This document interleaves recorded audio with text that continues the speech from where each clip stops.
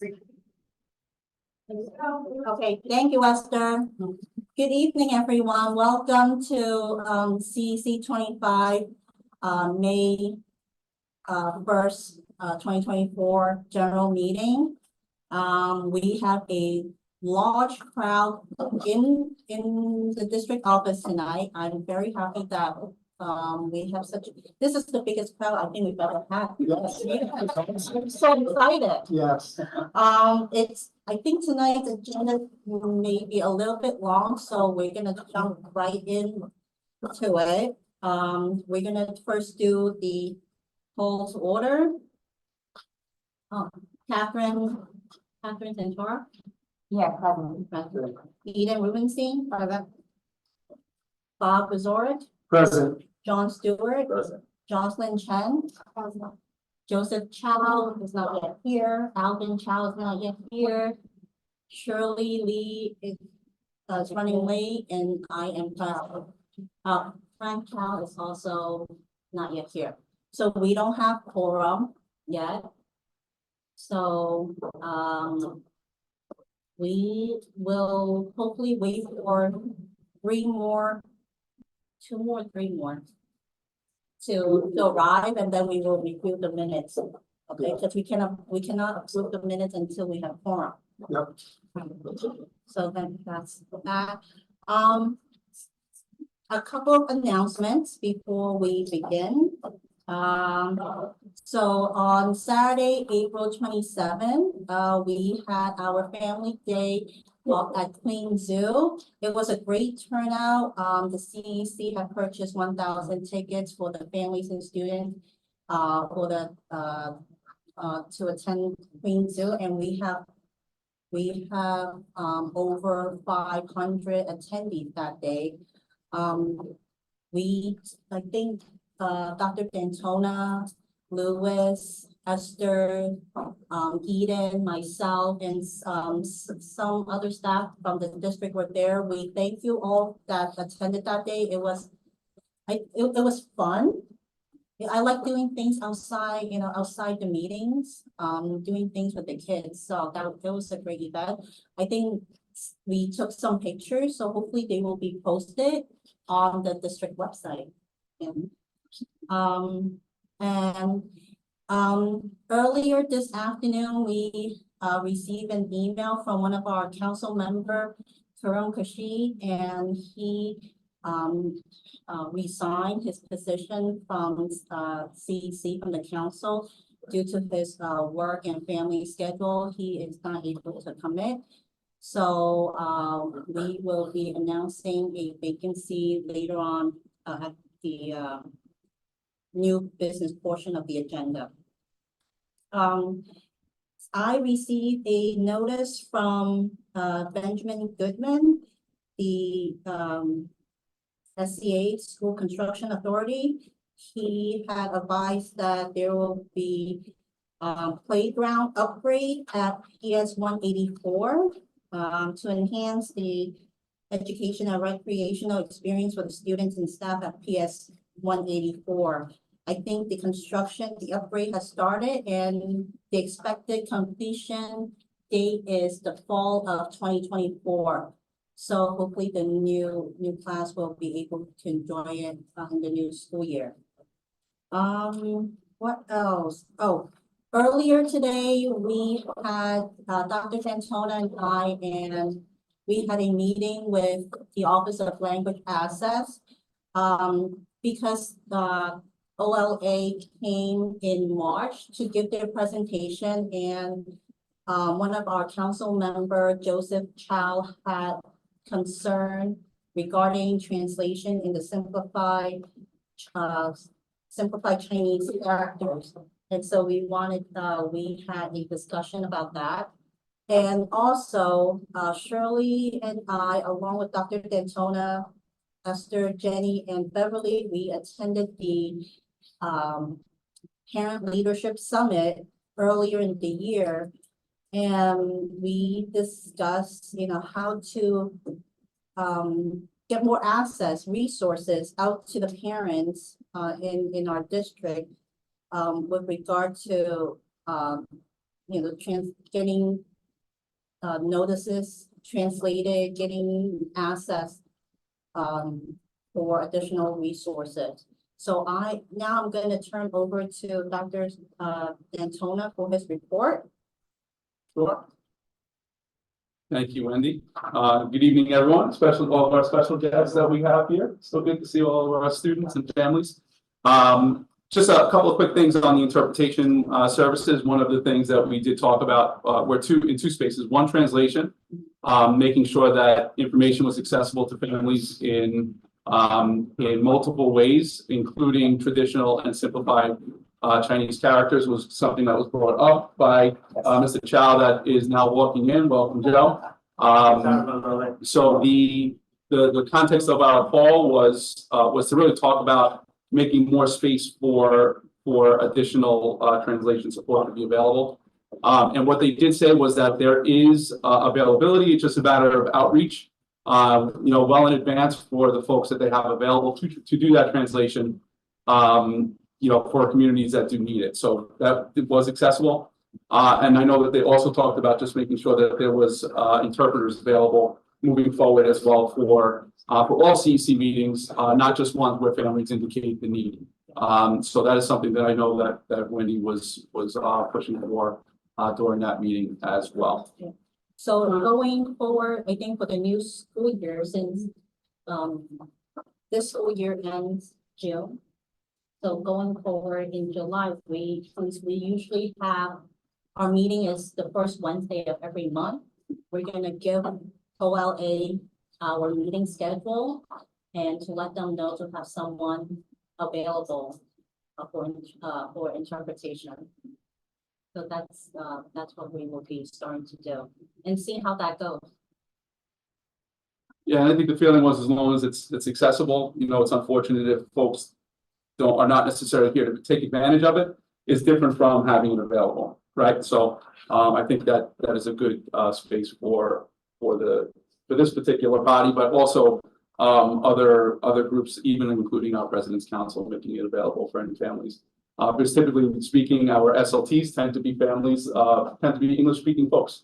How do we build in opportunity for voice for folks that are not necessarily English-speaking but have a lot to offer our schools? So it's creating that additional access that we've been talking about. So from the report, a few things to go over. This we always kind of touch on just in terms of admissions. We talked about high school offer release. That's already happened. Middle school offer release. Kindergarten and G&T offer release was in March. This coming May 16th, 3K offer release, and then Wednesday, June 12th, G&T grade offer release will be made available to our schools. Summarizing, as you guys all know, that deadline for applications has well passed in March, but we are asking that families that did receive an offer either accept or decline by May 8th. And the reason why that's important is if you do not intend to use that seat and you don't indicate whether or not you decline, it takes away the opportunity for someone else that could really benefit from using that space. So we are asking to make sure that all families that did receive an offer to either accept or decline, so that we can get some clarity around who will be joining us for summarizing this school year. Programs will use wait lists, and as seats are available, offers will be made to our families in the order with which they are organized on that wait list. Updates, as you guys know, ELA test happened in April. Next week begins the New York State math assessment for all of our students in grades 3 to 8, May 7th and 8th. And as you know, computer-based testing is occurring, so that window stretches a lot longer than the 7th and 8th, dependent on the school and when they decided to administer that assessment via the computer.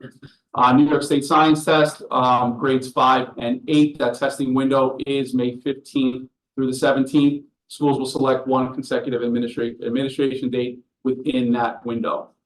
And just keeping in mind, New York State Regents testing is between June 14th and the 26th. includes Algebra 1, includes Earth Science, Living Environment, U.S. History, for all of our families just to be mindful of. Updates just in terms of diagnostic assessments. So May is a heavy assessment month, everyone, as well into the beginning of June.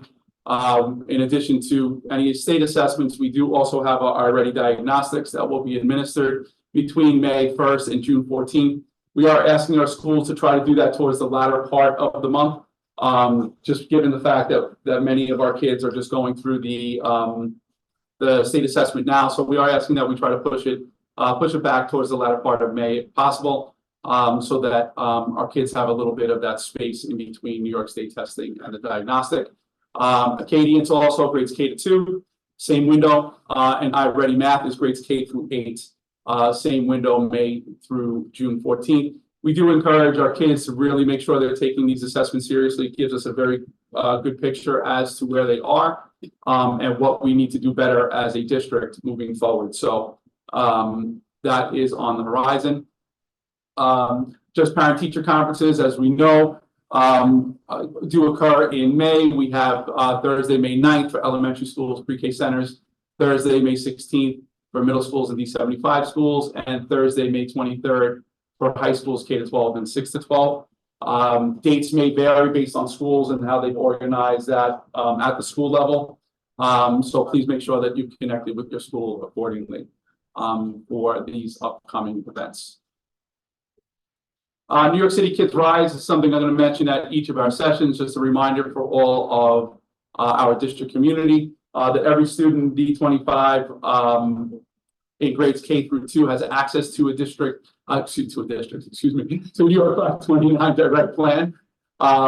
This is a savings account that's developed for our kids in district. It begins with $100 and over time has the opportunity to accrue. And it's something that is available to every kid in our district and available to them over time through their academic career here in New York City. So we do encourage our families to get involved in that. And if there are concerns or questions, our parent coordinators have been trained by New York City Kids Rise. 2 of our team members were actually the writers, co-authors of the curriculum that is aligned with New York City Kids Rise. So we do have a great deal of support that's here, including obviously Esther and Jin May from our team, for anyone that has questions on this. Dr. Mike, yeah, that's a free $100. Correct. That is in addition to whatever you do. Correct. Right. Yeah. Okay. Yeah. And what's actually pretty interesting about it too is that, schools can organize events that become fundraisers, that the proceeds from the fundraisers can go directly into plans. So as a community, you can say, we want to continue to build this, and then over time it can accrue. So it is one of the benefits to that. Yeah. Just a quick April recap. April is Autism Awareness Month. Really important that we connect on these things to recognize our children. This past April was Easter for any of our families and community members that celebrated. National Assistant Principals Week, always thankful for our APs in District 25 for the work that they do. National Paraprofessional Appreciation Day was April 3rd. Big thanks to all of our paras. Eid, for those of our families and community members that celebrate, was April 10th. Earth Day, April 22nd. Passover for all of our families and community members that celebrate Passover. Spring recesses are a long one this go around. Which I think many of us were probably thankful for, even I'm sure our kids enjoying that extra couple of days that we got. And National Administrative and Professionals Day was April 24th. Just a quick shout out, I mentioned this in the past, but we finished all of our events for Math Madness.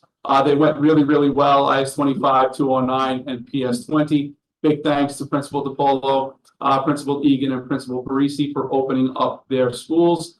And creating opportunities for us to learn together. I know our CEC members joined these events, and we also had our local elected officials joining us too. So we thank them for being a part of these math nights. And one of the things that I appreciate about this the most was that it wasn't a scenario where kids were just running around in the cafeteria. Everyone that I happened to have an opportunity to look at was doing math. and engaging in math learning in a variety of different ways. So the goal is that these Math Madness events not only continue as a district, but serve as a model for our schools to begin doing these things at the school level too. Because one of the things that I do know is that families will come for events like that. There is still a lot of learning that happens as a parent when you get to participate in a game that involves math thinking, critical thinking, how do we solve this together? And I think, that to me is better than saying, please come for a workshop. It has a different feel to it, and I'm hoping to continue to grow that as a district. I want everyone just to take a moment, and I'm hoping that she is on. I did call her today. Valerie from IS25. Everyone take a look at that artwork. Wow. It is going to be shared at the Metropolitan Museum of Art from June 18th through October 24th. It is, in my opinion, and I'm hoping you agree, incredible. So I wanted to just make sure that I was able to shout out Valerie for the work that she completed. It was selected from over 1,250 entries. The detail inside of that artwork is just truly amazing. I know Principal DiPolo is on here to hear that, and I'm hoping. Oh, she is. Yeah. Big shout out to you, and Valerie. If you can,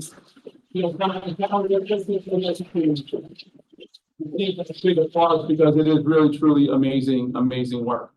And looking forward to hopefully seeing more of it in the future. Other pieces that get to be shown off at the Met. So great work. As you guys know, April was a very interesting month between the eclipse and the earthquake that we wound up experiencing. Turned out to be create an opportunity for some interesting science conversations across the district, to say the least. And an opportunity for us to also experience something that is not going to happen again for 40 years in our area. So, hoping it created an opportunity for our kids to learn a little bit about some science and all things in our universe that happen to us routinely. Minecraft challenge. Really excited for our schools participating in the Battle of the Boroughs.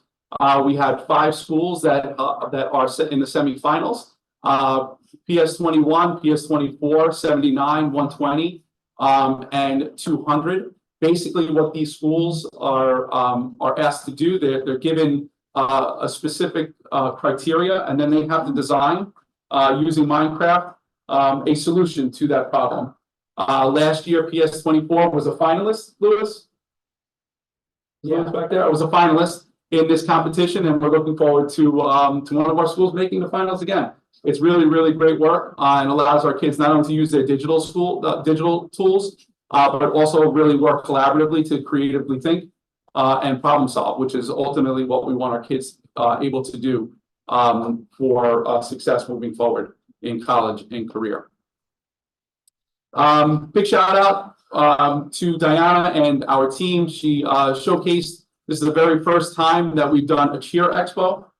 So we've had schools, PS24, 184, 130, 20, 22, 29, 32, 79, 107, 129, 154, 165, 169, 193, 209, 499, 25, 185, 189, 194, 294, and 379. All came with their coaches, supported by our team members, and they got to show off some of the things that they've been working on as cheer teams throughout the year. I do want to point out to all of our families, those that are in the audience, we do have a new page. It's the District 25 d25.nyc/athletics page. You will see all things athletics that we are building across the district.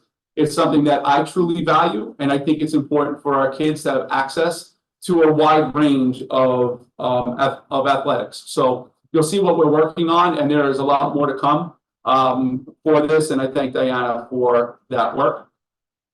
This, I'm not going to steal this thunder, as we have some of our students and families that are here to really talk about the outdoor classroom ceremony that took place on April the 11th. I thank Principal Zabrowski and all of our students. They're going to talk a little bit to the community tonight.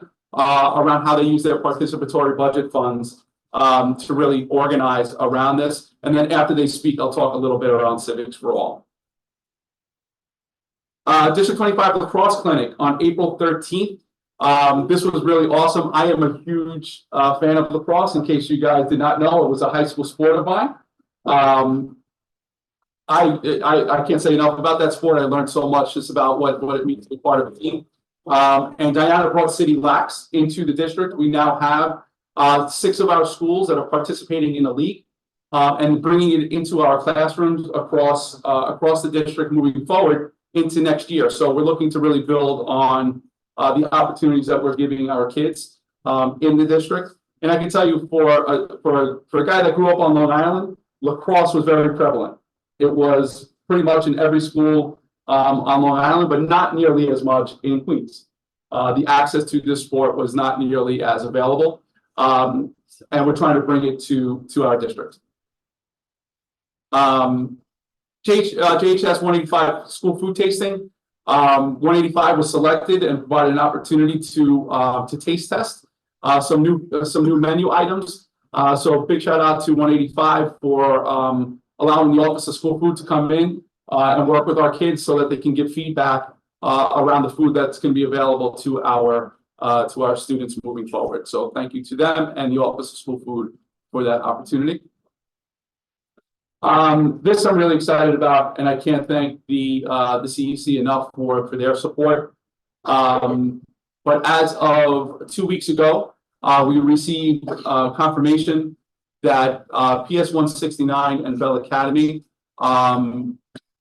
is going to have a name change, and that name change is going to be the Paul Vallone Community Campus, in honor of our late council member Paul Vallone and all the work that he has done for the community, but specifically for the work that he engaged in at Bell and 169.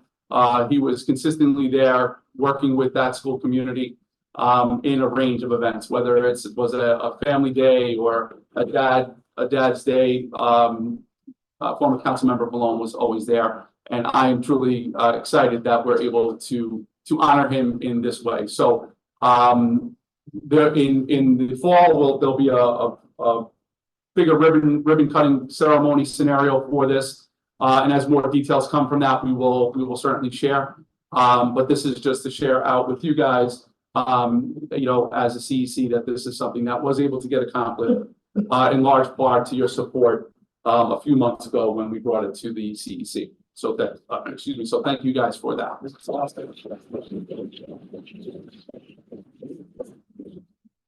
Pre-K family literacy night. This was awesome. Our pre-K students and their families engaged in some work at the pre-K center, both pre-K centers, the Whitestone and College Point, on the 18th.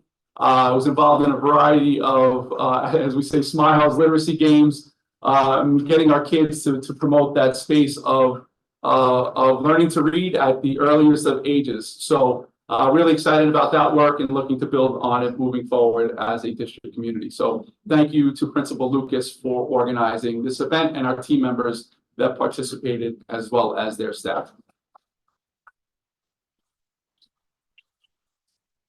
So this is another huge shout out from one of our talented students from Bell Academy. Marilena just had her poem published in Stone Soup. It's a children's magazine.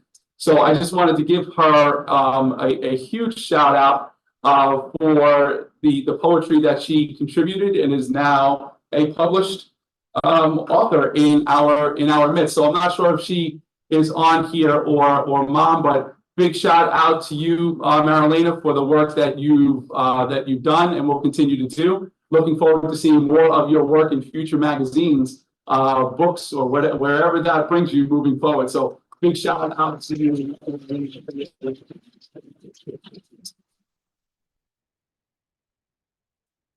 Queen Zoo event. This was already shared. But it was an awful lot of fun. It's interesting. You live right by a bunch of local institutions, and the question I even ask myself at times is that it's right in our backyard, but do we take advantage of it, as much as we probably should? And I know the answer for myself is no, not nearly as much as I should. But even going to the zoo, there are just so many activities and opportunities for our kids to learn, ask questions. And that to me is one of the most important parts of this, the discovery that comes from, seeing some of the animals that are right here in our neighborhood, at the zoo, and what do our kids ask? And oftentimes stumping us as parents, but allowing us to then surface and find some of that information out. So this is a great event. Thank you to the CEC for hosting it, and allowing some of our families to enjoy. So thank you so much for that. So celebrating in May is Asian American Pacific Islander Month and Jewish American Heritage Month. So our schools will be engaging in work to kind of to celebrate and demonstrate appreciation for our cultures, and in particular this month, our Asian American Pacific Islanders and our Jewish Americans across District 25.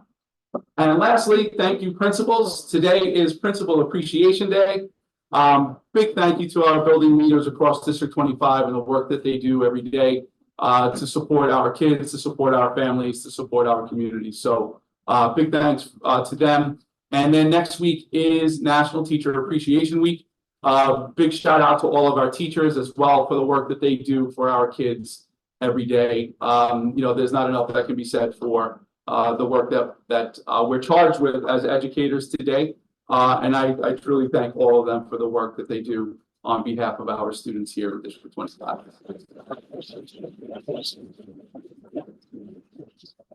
And that concludes my report, I think. Yes, that was the last slide. Thank you, Dr. Dantona. You're welcome. That was it. Oh, no, mine. Oh, you still have more? Oh, those are Melinda's, okay. Okay. Okay, so we are gonna, I know, Joseph, Chow, and Shirley, they arrived, and Alvin Chow is here, but we're gonna move the minutes approval to the end of the meeting because we have Senator Liu joining us at 7:45. So I want to now move forward with the Civics for All. And Melinda Williams.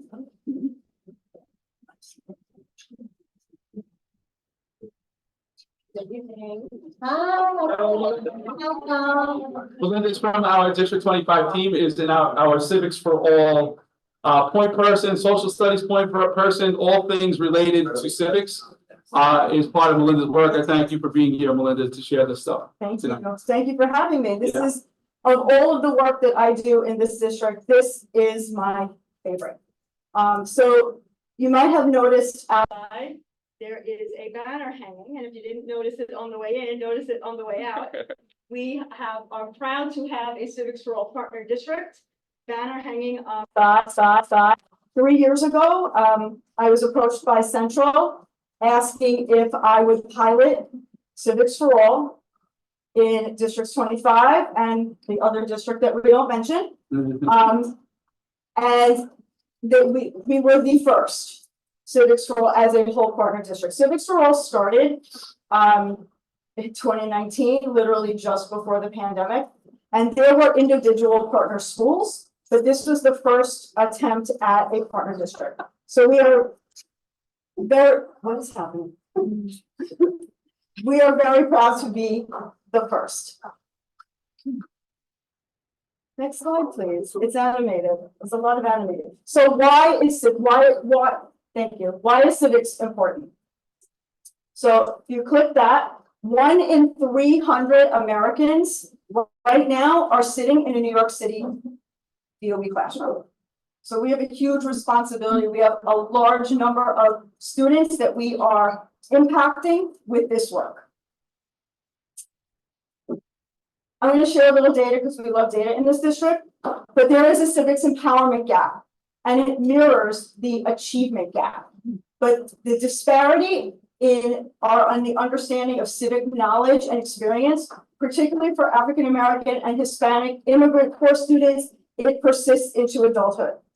And it parallels that achievement gap. And if we're going to look a minute at at some NAEP scores, the National Assessment of Educational Progress, which tests 4th, 8th, and 12th graders periodically. But the last time they did a civics test was, I believe, in 2018.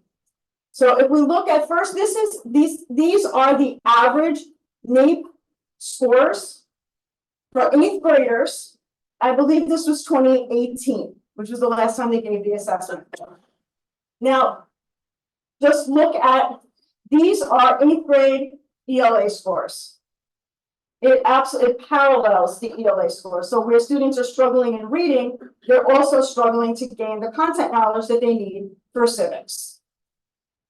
All right, so I'm gonna show you a little data now. So the American Bar Association every year does a study of just average Americans, about 1,000 every year, and I'm going to share some of their findings. First of all, in the November 2020 election, in New York State, only 63.5% of eligible voters voted, which ranked us 30th in the nation in voting. Voter turnout. 9% of Americans, according to this study, think that the first 10 amendments to the US Constitution are called the Declaration of Independence. I know we laugh, but it's really sad. 3% of those people think it's called the 10 Commandments. It's only 3%. Oh, 3% is a lot of people. In 2021, 92% of Americans knew the first 3 words of the Constitution. What are they? We the people. Why do we know that? I'll click in a second. Could you click it, Dr. Mark? Yes. Because of Schoolhouse Rock. We all know it because of Schoolhouse Rock. But in 2024, that number, in just 3 years, that number dropped from 92% to 41% of Americans that didn't know the first 3 words are we the people, and some of them think it's from the Declaration of Independence. Only 39% of Americans can name the 3 branches of government, 22% could not name any, and 13% thought that the executive branch is superior to the other 2. And finally, in 12% and 14% respectively, think that the right to assemble and freedom of the press are not guaranteed by the First Amendment. And 22% of those surveyed think that freedom of speech is only for US citizens. This is why social studies and social studies and civics are vitally important. So what is it? So this is the definition of civics from the National Council for Social Studies. The study of civics is how people participate in governing society, inclusive of the political system established by the Constitution and the techniques available to members of a society for preserving and changing it. Civics enable students to practice participating and taking informed action themselves. The state has made a commitment to civics. They have a definition of civic readiness. This is what it is. They also, standard 5 of the social studies standards is civic citizenship and government. Really, with the exception of civics for all, 12th grade is really their only exposure to civics, where those students that are still taking social studies in 12th grade take a half a year of participation in government. So standard 5, and so along with all of that, the state has created, along with what's called the C3 framework, which is what guides social studies instruction. There are these 6 social studies practices. You'll notice that civic participation, click please, twice, is one of them. And there is a set of expectations for civic participation for the 3 grade bands, K to 4, 5 to 8, and then 9 to 12. The state considers 5th grade a middle grade. So now this Civics for All initiative.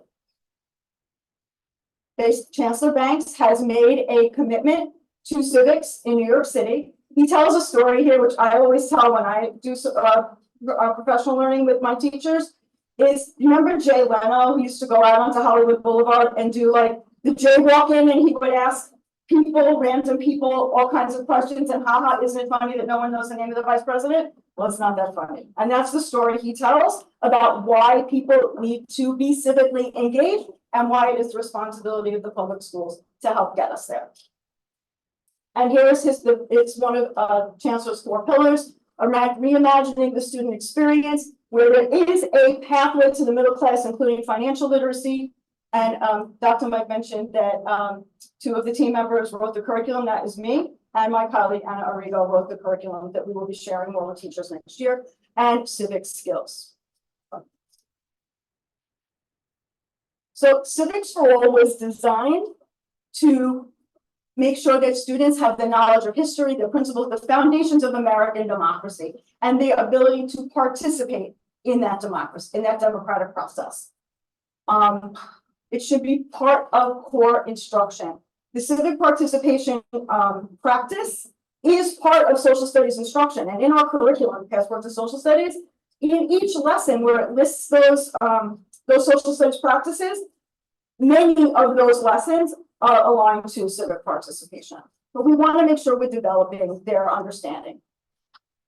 It's not one of those like prescriptive curriculums where you have to open the book and open the binder and go lesson to lesson.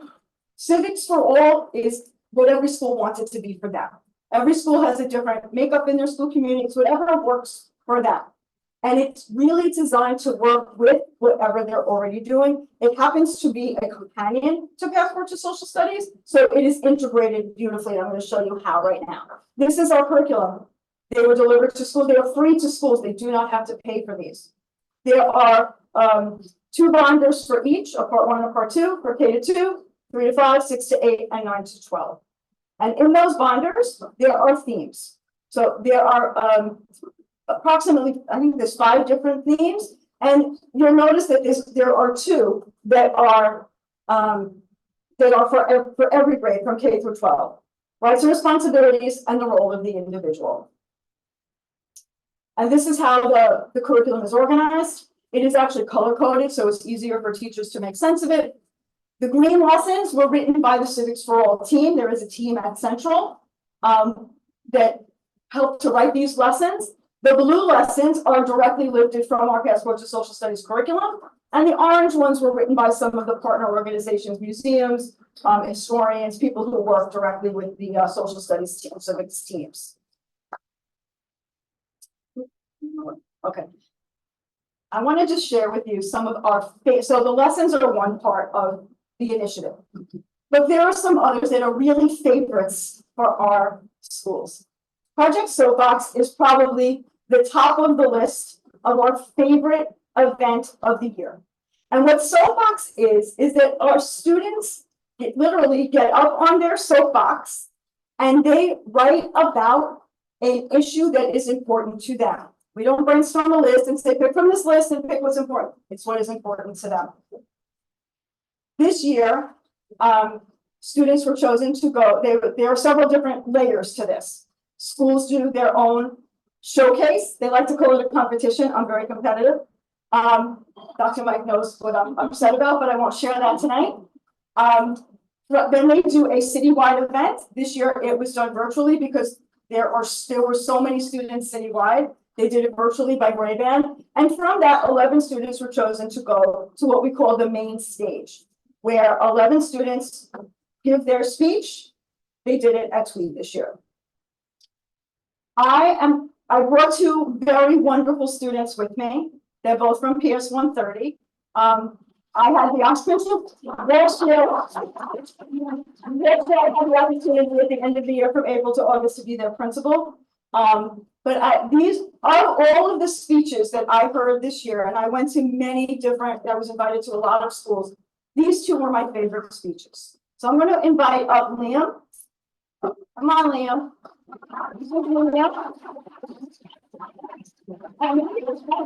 This topic is actually a topic that has come up a lot. I listen, I'm on every month and I hear a lot of talk about school bathrooms. So Liam actually wrote his speech about school bathrooms. So come over here, Liam. Okay. Liam's going to give his speech. Go ahead.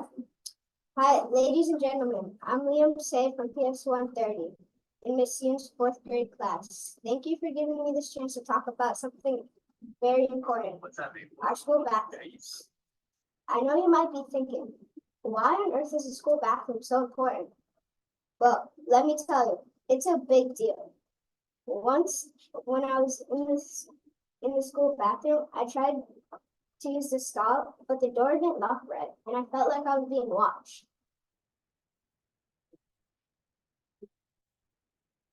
So I just turned around and went to use the urinal instead. Then I noticed there was pee on the floor in front of the urinal. This happens in our school and it's a problem, a big problem.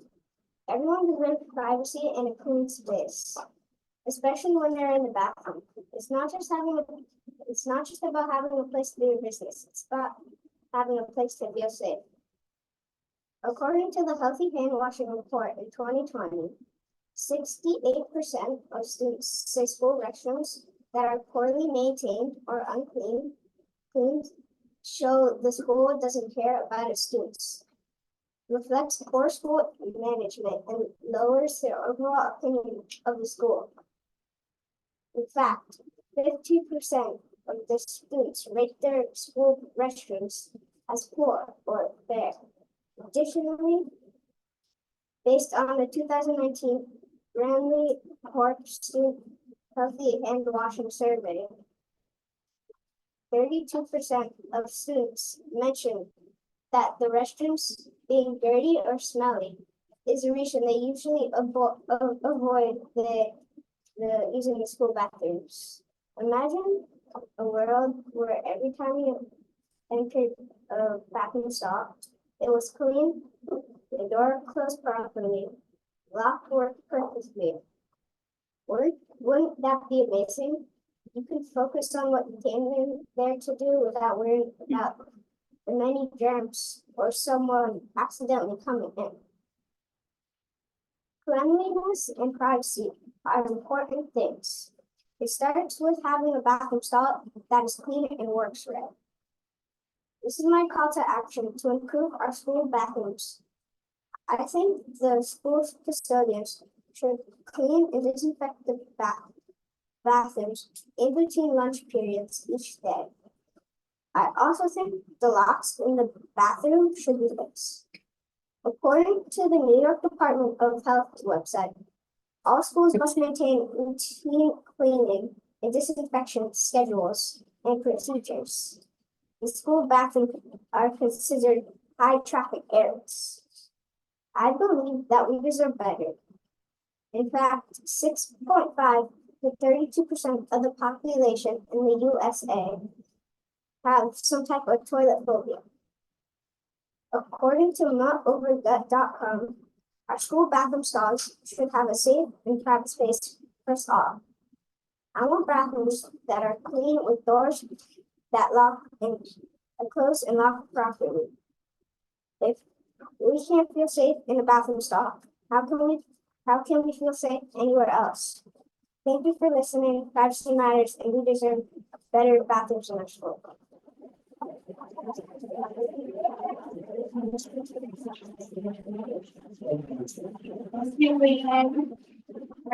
Liam. I would also so I mentioned main stage earlier.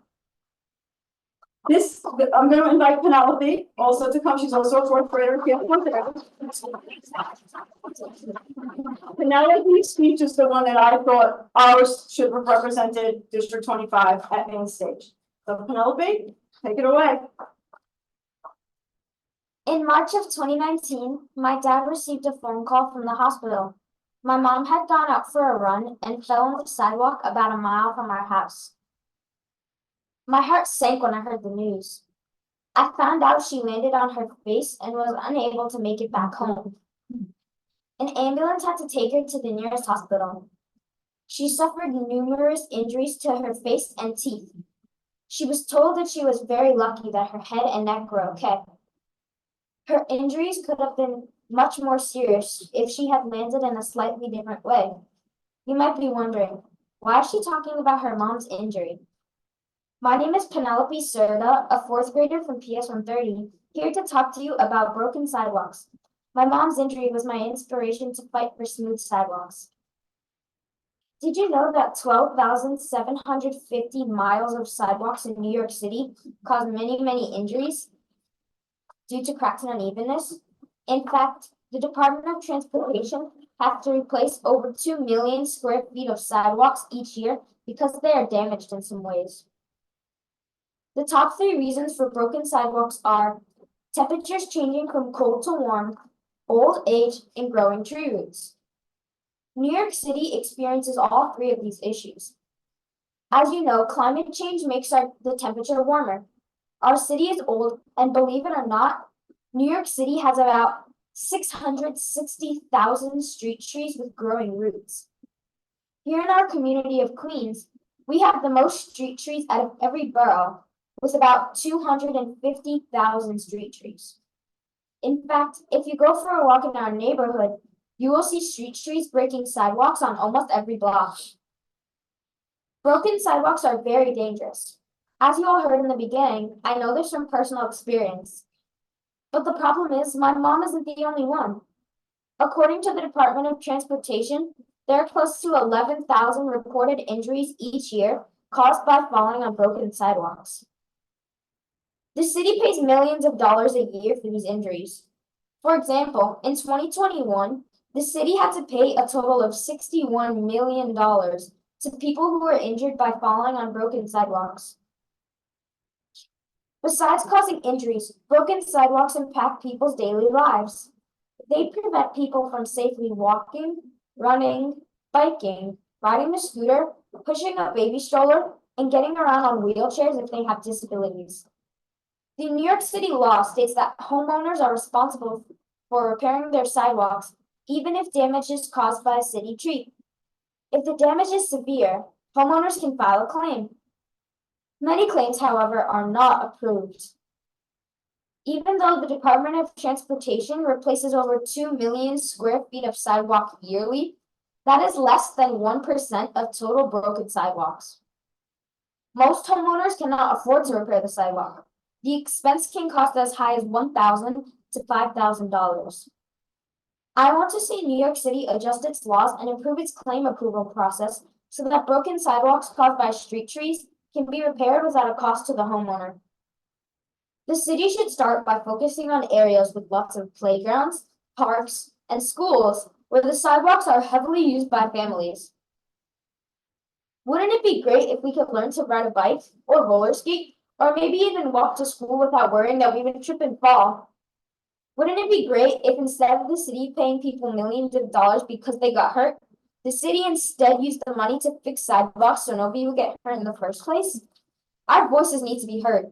This is a problem that the mayor's office, the Department of Transportation, and the New York City Parks Department need to work together on to fix.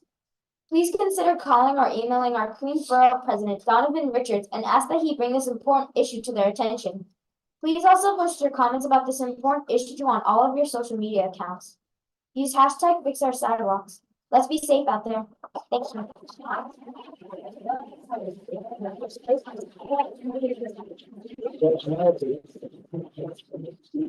My topic, Penelope's topic, was one I have never heard before. And that's usually what they look for at main stage, is topics that are different. And the feedback, because I was in the breakout room that Penelope was in when she gave her speech, and the feedback that she got from what we call the Student Voice Champion was so amazing that I thought she would have been one of the ones chosen, which is why I asked her to be here tonight, because I wanted all of you to hear her speech. Okay. So participatory budget, so thank you for soapbox. Participatory budgeting is also now catching up to soapbox as one of our very favorite things. This year, we had 100% of District 25 schools involved in participatory budgeting. So this initiative, like the participatory budgeting that the local council members do, they have the community to come in and vote about different projects for the community. We do the same thing in schools. This year, the most money they've ever received before, schools received $3,769. And what they do with that money is the students develop proposals, just like the council members do, and the community, they present them to their school community and they vote on it. And I have a list of absolutely phenomenal, amazing projects. Could you click the projects that have come to fruition? We're gonna hear from 193 in a minute. But I have to tell you, for the first time ever, they sent out T-shirts. Do everyone know, everyone knows about, Frosty the Snowman, when you put the hat on and you came to life? These T-shirts brought participatory budgeting to life in District 25. So this is PS 130, they voted for an indoor recess court. So because they don't have like a gym that they can use, so on inclement weather days, they stay in the cafeteria, they needed something for kids to do, perfect thing to vote for. PS 201, they wanted a game room, so they got that with their money, and at 164, there wasn't enough participation in trips, so they funded free trips for every student in the school to different locations around the city. And there's a million others. This one is also absolutely amazing. So I'm going to invite the student question. And when you get the slide deck, when you click on their slides, it will show all of the other projects that were considered. Okay, 193, tell us about your purchase. Come all the way over here. Tell us about your project. Good evening, families, district members, and Mr. D'Antonio. My name is Ariane Dilamani, and I'm student council president at PS 193. We are proud to announce our new outdoor classroom. Thanks to our student council for the tables in the seventh classroom, the participatory budget for buying us the Adirondack chairs and small tables, the PTA for putting up the umbrellas in their stands, Ms. Zabrowski and Ms. Pepe, Mr. Bosco, Ms. Saliano for assembling tables and chairs, and Mr. Ruggiero for installing the small table. With your help, we were able to make this outdoor classroom space possible for our students to enjoy. The students of 193 voted for the outdoor classroom, and we were grateful that we made it happen with all your help. We hope that lessons can be taught on sunny days, and both teachers and students can take a break from the classroom to enjoy the outdoors.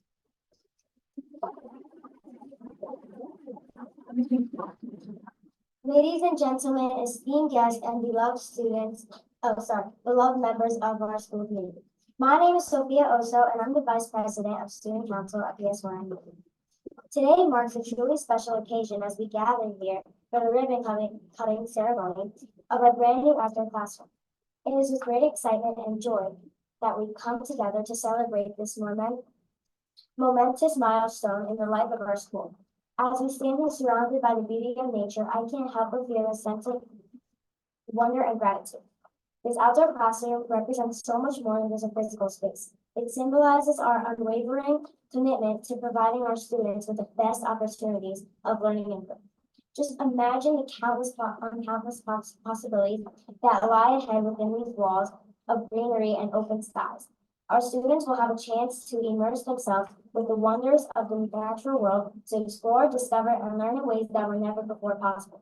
But this achievement would not have been possible without the dedication and support from each and every one of you today. From our hardworking teachers and staff to our supportive families and community members, it is thanks to your tireless efforts and unwavering belief in the power of education that we stand here today. So as we prepare to cut this ribbon and officially open the doors to our outdoor classroom, let us do so with a sense of pride and excitement for the journey that lies ahead. Together, we'll embrace this new chapter in the life of our school and continue to inspire a love for our learning that will last a lifetime. Thank you all for being here to share this special moment with us. Here's to many years of adventure, discovery, and growth in our beautiful outdoor classroom at PS 192. Thank you.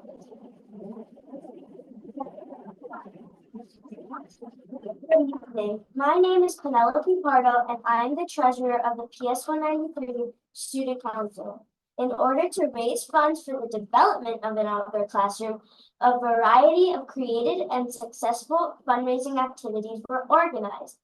One such example is Bingo Night, where students and their families could play bingo for a fee. The opportunity was also for participants who won to be gifted with donated baskets. Cupid STEM surprise kits were also sold for families to take home and enjoy. All the proceeds went towards the outdoor classroom project. Additionally, a STEM night was held at our school, attracting families to become involved in the STEM projects that the children participated in. Families were eager to support the cause. Well, not only did it generate significant funding for our outdoor classroom, but it also created a sense of community involvement and support for our school. Thank you.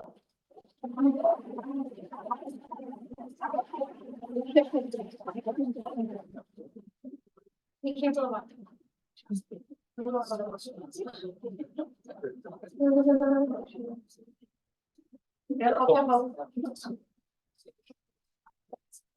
Thank you.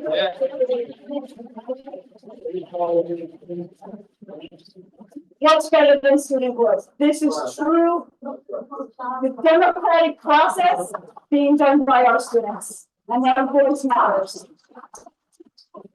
So if I could just quickly say too, one of the pleasures of my role is I get invited to these events, you know, so one of the reasons that I had asked that 193 come and join us today wasn't just about our kids, it wasn't just about our teachers, it was about the entire community working together to get something done. And in this case, it was something done that our students really wanted and valued for their school community. So from our parents that were, by the way, whoever put the tables together, thank goodness for you, because if it was up to me, I don't know what the kids would be sitting on. It would probably not look like it does today. But it was that connection to not just the kids and the staff, but as our families and everyone working towards a common goal that the kids value. And that to me is what's important about the civics process and the participatory budgeting, is that it's coming together around what they believe as kids is important. Now, sometimes they learn the hard way that while $3,000 sounds like a lot in their minds, it's not really all that much money, you know, for them. So how do we use our skills to organize those dollars to actually make something happen with it? So big kudos to you guys. You did a great job. Yeah, thank you our families for helping make this realized in the school community. So the next piece is about taking action. So this is where our students then, they kind of stems from their soapbox speeches, where they then look to the larger community to say, what can we do to make a change? And we have a phenomenal success right now with PS 22, thanks to Senator John Liu. Is he, He is coming. He's coming, okay. In 2 to 5 minutes. All right, so maybe he'll get to see some of this. So PS 22, they last year hired a new AP. She started in March. In May, a student was hit by a car in front of the school on Sanford Avenue. And she went to her civics team and she said, what are we going to do about this? And it took a year, but over the course of the year, a lot of communication, a lot of letter writing by students, a lot of communicating with Senator Liu's office, Sandra Um's office. They just got, and it just went in before the break, a brand new traffic light on Sanford Avenue in front of their school. The day Mrs. Hoffman looked out her window and saw a man in a hole, she said, oh my God, it's for real. And so they now have a traffic light, and on May 17th, we're going there with Senator Liu and his office and our team to hold a ribbon cutting for a traffic light. Saw a need in their larger community, and they reached out to a change maker, a decision maker, which is part of the process, and they actually saw it come to fruition. Not everything they'll try. I mean, we can write letters to local elected officials and get no response. They were relentless, and they got what they needed in front of their school. So it's very fortunate here in the district that this is not the first such example of this type of work. You know, part of PS 20 and the work of their student council last year in connecting with Councilmember wound up bringing new safety cameras across their building as a result of that outreach. So for our kids that are there and our kids that are in the community that currently and those that are listening, your voices have a tremendous amount of power. Sometimes we don't realize that until you wind up seeing a brand new outdoor schoolyard classroom, until you see a brand new traffic light outside of your building, until you see safety cameras that are now added in large part to the voices that you have. So I thank Senator Liu for always supporting us, but certainly supporting PS 22 in this endeavor, as it's really, really very exciting for them. And we're coming to, so Civics Week was in March 11th to the 15th. There was a theme this year, Democracy Needs You. So schools received posters and all kinds of paraphernalia to help share the theme of Democracy Needs You. Throughout the week, our schools did could you click please? A number of, so this is where this is where the week and this is a nationwide, Civics Week is nationwide, it's not just in New York City. But this is where we celebrate youth voice. And one of the big things, it's really not for our district, but this is a time where our high school students who are either 17 turning 18 by the next election or who are already 18 get to register to vote, which is really very exciting. Over the last several years, we've registered over 50,000 high school students to register to vote. And so some of the things that they did across the week. Sorry. We can skip that. We just did it. So they got a digital collection of lessons. We have DOE created with comic book authors and illustrators. We have our own series of comic books related to civics. They had some digital things they could do to show how their voice matters. And then every school created a menu of activities for students to do throughout the week. This is very exciting. So you may or may not be aware that high school now offers a new path toward graduation. It's called the Seal of Civic Readiness. It is a pathway that high school students can take to get this seal on their diplomas. But the city said, well, we don't want to just have that be for seniors in high school. We want to honor the milestones along the way. So our fifth graders are eligible for a certificate of civic readiness that we give them. It's not a competition. Every student that's eligible gets one. They have to have done a soapbox speech. They have to have done something with participatory budgeting. They have to have had engaged in the lessons from the curriculum, 10 lessons across the year. And they have to have some civic experiences. So we've done. So they'll get at graduation, we will give them a certificate of civic readiness. For our eighth graders, I'm here, Senator Liu. You just for our eighth graders, they can earn a point towards the seal of civic readiness. I'm sorry, the seal of civic participation.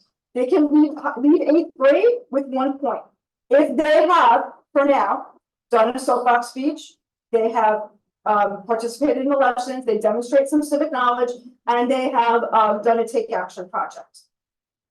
One of the things that I'm recommending to our current 7th grade families is, as next year they're going to look for high schools, to ask that high school, do you offer the seal of civic participation? Because my kid is going to leave 8th grade with a point, and I want them to get it. So I actually have a list of high schools in Queens that offer the seal that I will share with our middle schools so that they are aware and they can share that with families. And finally, we are going to have a civic share fair. Please come. We don't have a location yet, but it will be Wednesday, June 5th. And I thank you.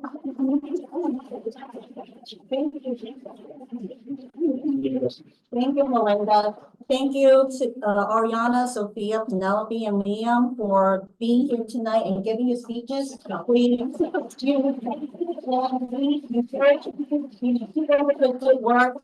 Keep advocating for your community, for your school, your students. You know, we know we are hopeful, and we'll, you know, that our future has hope.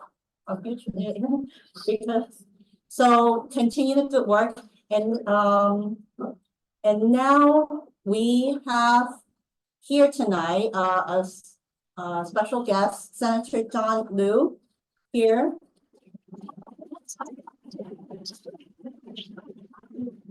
The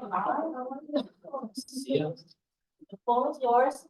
Senator Liu was here last year, to discuss, the Class Size Reduction Act, and, I invited him to come tonight, to, to discuss if there's any updates. We have this new camera where Should I stand? in the front, because this camera captures everyone at every angle. Yes. You look like you've been away somewhere. I- Getting some sun. I've been away in Albany. You look like you've been getting some sun though. Oh, yeah? That's sunny Flushing. I've been all the way to Flushing. How are you? Thank you for being here, Senator Liu. We know that you're a very busy person. You go to a lot of events, so we really, appreciate you taking your time out tonight being here. So how is, Am I in the shot? no, you're good. We All right. see you clearly. All right, good. I think one of the, if you don't mind, I think some of the members are new this year. Some of them may not know what is this Class Size Reduction Act is about. And also the budget going forward, in the year 2024, 2025. Are there, state funds coming in, for this? Yeah. Okay. Thank you, Wendy. Thank And thank you to all of the great members of CEC 25. Let's give them a round of applause, because we spend a lot of time doing things. And they get paid the big bucks for doing so, right? As volunteers. So I really appreciate our CEC members for putting the time in and the effort and really the thoughtfulness. Wendy, once again, Wendy's hit the ground running as our new president, so it feels like It's a many tough years now, job. right? Yes, But it's only the first year. yes, it's only the first. And great to see Super D, right? Superintendent Dantona, he's really been making a great impact here. If District 25 is my favorite district, sorry, Al, all right, because I grew up in District 25. Well, I immigrated here when I was 5 years old. I started at PS 20 in kindergarten and went all the way through to 5th grade before I then moved to District 26. But 25 is where I grew up in, and 25 is where my son spent several of his primary school years here. And I literally live a 5-minute walk away from this building. So it's always good to be here at District 25, and I want to thank all of our young leaders.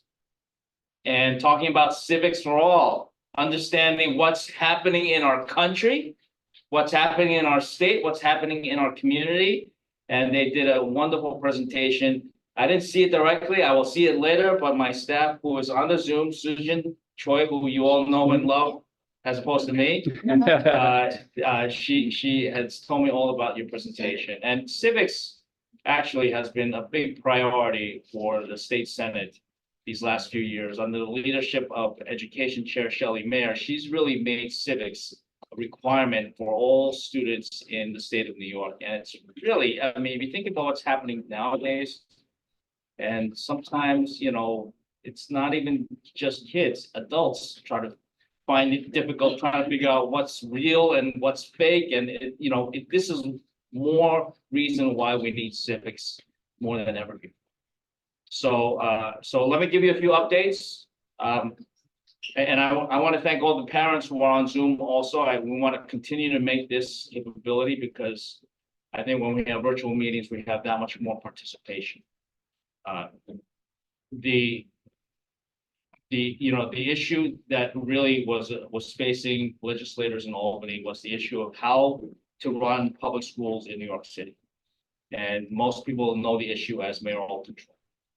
So I actually would prefer to finish our budget process and then deal with the issue of mayoral control, because it's a really big issue. But the governor's got the upper hand in a lot of these negotiations during the budget season. And so she basically forced the issue of mayoral control into the budget, which is, budget is not just about revenues and expenditures. It's this ginormous law that you can throw any other law into and merge it into the whole bill language. So that's what happened with mayoral control. She wanted 4-year extension of mayoral control, as did Mayor Adams. We said, we'll just give them a 2-year extension. In the aftermath of a big report that was done by the State Education Department that really analyzes what happened with New York City schools under 20 years of mayoral control and what other major school systems around the country have done, specifically those who decided that they didn't want mayoral control anymore and they went to a more democratically elected school board system. So we're going to take the next 2 years and try to figure out what the best path forward is for New York City public schools. As part of the extension, the 2-year extension of mayoral control, we also put requirements on the city to, number one, they have to expand their capital plan. That capital plan has been the bane of my existence. And I'll tell you why later, because it has everything to do with class sizes. And then, so they have to increase the capital plan by $2 billion. And the other issue is the city has to, there is now a maintenance of effort requirement on the city, which means that as the state increases funding, which we do every single year, ever since I was elected in 2018, the city can no longer reduce school funding. So as state increases funding, the city can't use that increase in funding to plug what the city was already spending on schools and use that money for other things. I'm not saying other things aren't important. I mean, the city needs a lot of things that they need. The city needs transit, the city needs housing, etc. But we need schools. And so that maintenance of effort is clause of provision is in there as part of the mayoral control extension for 2 years. And it's a big problem that it addresses a big problem that I have seen. Because these last, like I said, every year, we have increased state funding for New York City public schools significantly by hundreds of millions of dollars every single year for the last 5 years since I've been in the state senate. And the last couple of years, we've seen the city reduce the funding for schools. So state funding is going up and the city is reducing funding for schools. That's just not acceptable. That's why we put the requirement in there for the city's maintenance effort. And the maintenance of effort is really important for obvious reasons. We don't want the city to cut schools. But a lot of this has to do with class size reduction, which I know Wendy had asked me to speak about this. I feel like I've spoken about it before at District 25, but I'm always happy to speak about it because it is literally my favorite topic. It's literally my favorite topic. But it's a topic I wish I didn't have to talk about. Okay, because when I was a kid, growing up here in Flushing, my classes there had a lot of kids. I enjoyed it because I was invisible to the teacher. Okay, I did fairly well on academic subjects, but for some reason, self-control and behavior, my mom always complained about that part of the report card to me. So I didn't want the teacher to pay attention to me. And I had 50 kids in my kindergarten class. Now, my teacher had 2 student teachers. I have this picture, the class picture from when I was in kindergarten at PS 20. The classes have always been overcrowded in Flushing. When I was a city council member 20 years ago, parents complained to me, how can there be so many kids in the classes? The teacher can only do so much. Got to do something here. We try to build more schools, try to force school construction to build more schools and to increase the number of classrooms and increase the number of teachers so that the teacher-student ratio goes up. Or said another way, the student-teacher ratio goes down. Because teachers can only handle so many kids. You can have the best superstar teacher, but it's still going to be a limit as to how much attention you can give to each student. I'm a teacher myself. I teach a graduate course every single semester. And I know that when the enrollment is up, Columbia promised me that there'd be never more than 40 students per class. I get 60. I know I'm gonna lose the bottom 10% and the top 10% because I can't tailor the instruction to that many students. So it is a necessary thing to reduce the teacher-student ratio. And, that's just a common sense thing. But the problem is in New York City, it's much higher than the rest of the state. The classroom sizes, the number of kids in classes in New York City are significantly greater than the rest of the entire state. And the rest of the country for that matter. So this has been a problem since I was a city council member. I went on to become city controller. I ran for mayor, didn't work out. I thought I was done. And then somehow I got back to the state senate and it's now 20 years later. And I'm still getting the same complaints. Like, how could there be so many kids in my kids' classrooms? So this is part. You got a request from Sujin, if you can move a little bit to the right, to your right. Am I right? Yeah. Okay. Oh, So that, yeah. Okay. She wants you to end up in the big box over here. So if you move towards that side a little bit more. No, no, no. Don't Sorry, touch sorry, there. sorry. She's trying to Sorry, get you in Senator. that camera. There you go. There you go. Thank you. Sorry, brother. That's all right.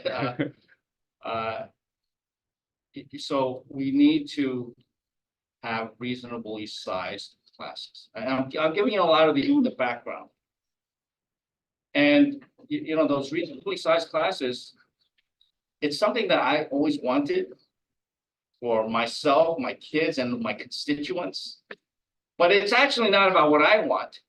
It's required by the state constitution.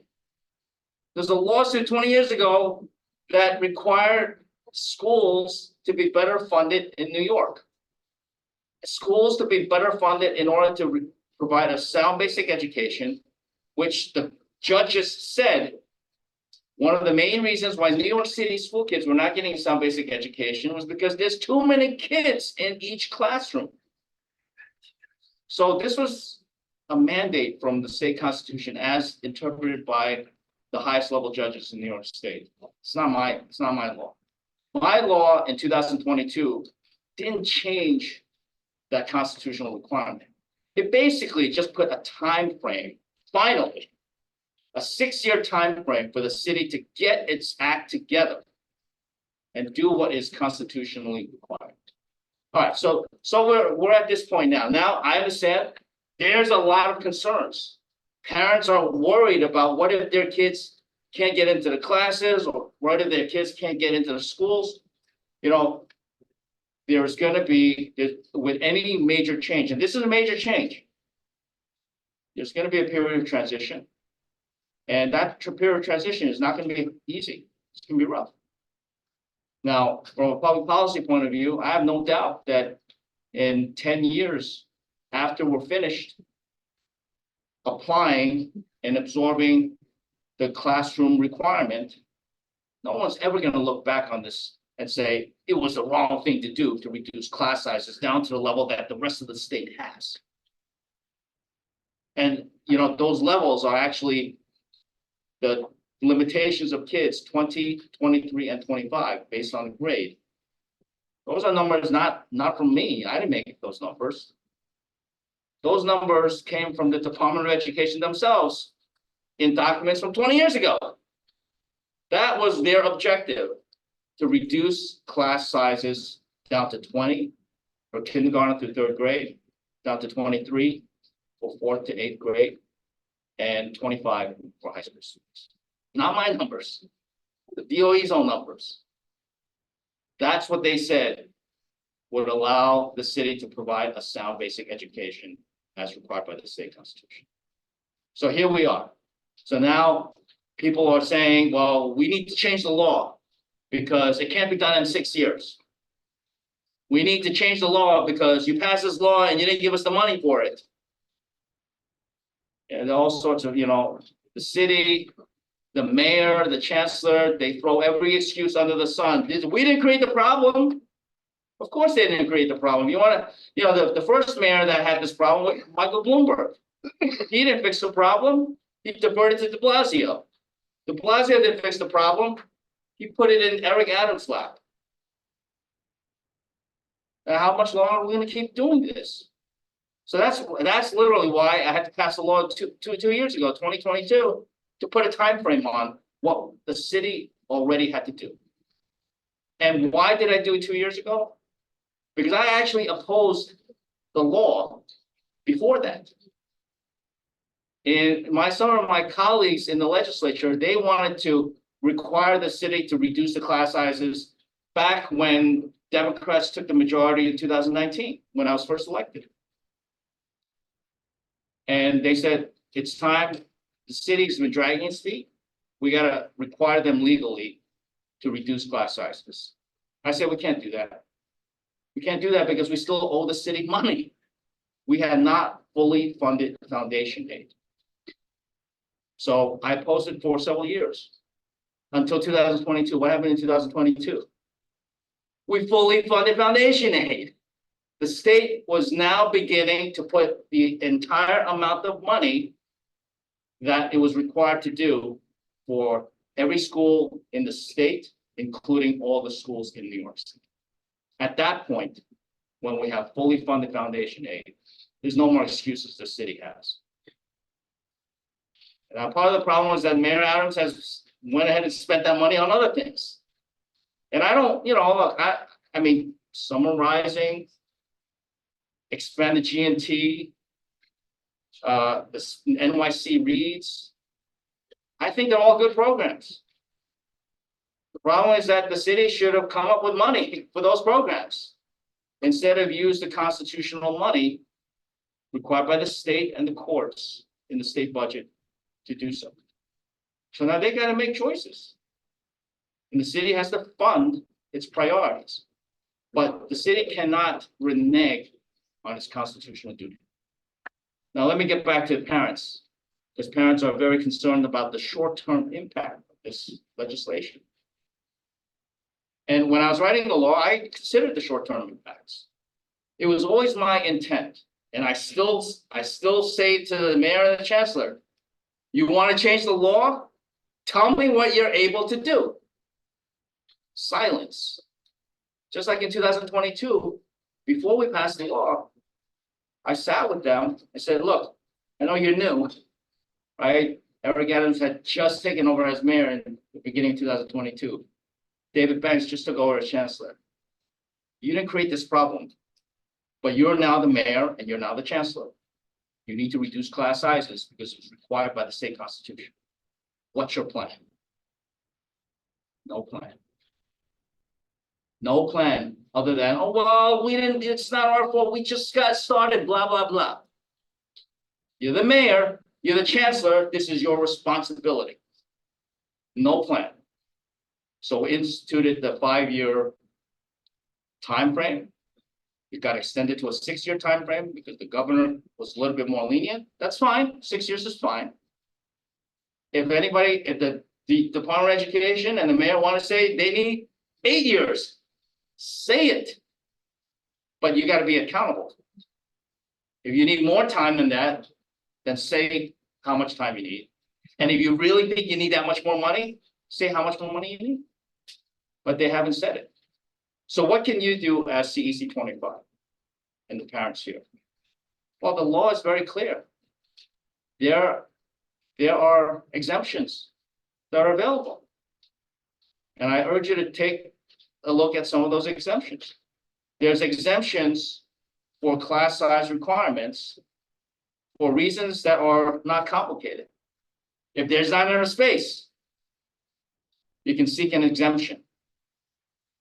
If there's an over enrollment of the school, you can seek an exemption. And if there are not enough qualified teachers, that's yet another reason to seek the exemption. Now that exemption has to be agreed upon by the Department of Education, namely the chancellor. And the UFT, and the CSA.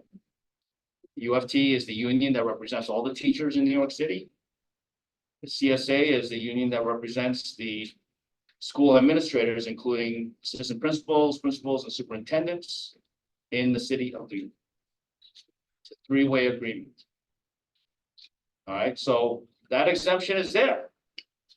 And any individual school where the exemption is needed, they can pursue it. All right, for example, specialized high schools. You're gonna cut down on the number of seats at specialized high schools. Specialized high schools are probably in a pretty good position to pursue an exemption. Now, I will say that a lot of people complain about the teachers' union trying to control everything. They control me. The teachers, a lot of the teachers never signed up for having to teach so many kids in the classroom. No one becomes a teacher because they want to make a lot of money. People become a teacher because they want to make an impact. But when you're constantly having to deal with so many more kids than you were supposed to have, it takes away from a teacher's ability to make an impact. Which is why a school that wants to get an exemption, you're gonna have to get the agreement of the teachers in that school. Teachers don't want to have so many kids in their classrooms, not because they don't want to do the work, because they feel they're not making the impact. And I know how that feels, because I'm a teacher. So the exemption is not an automatic thing, but you got to come up with the reasons. In a school that wants to get an exemption, the law provides for that. Thanks for your presentation. Oh.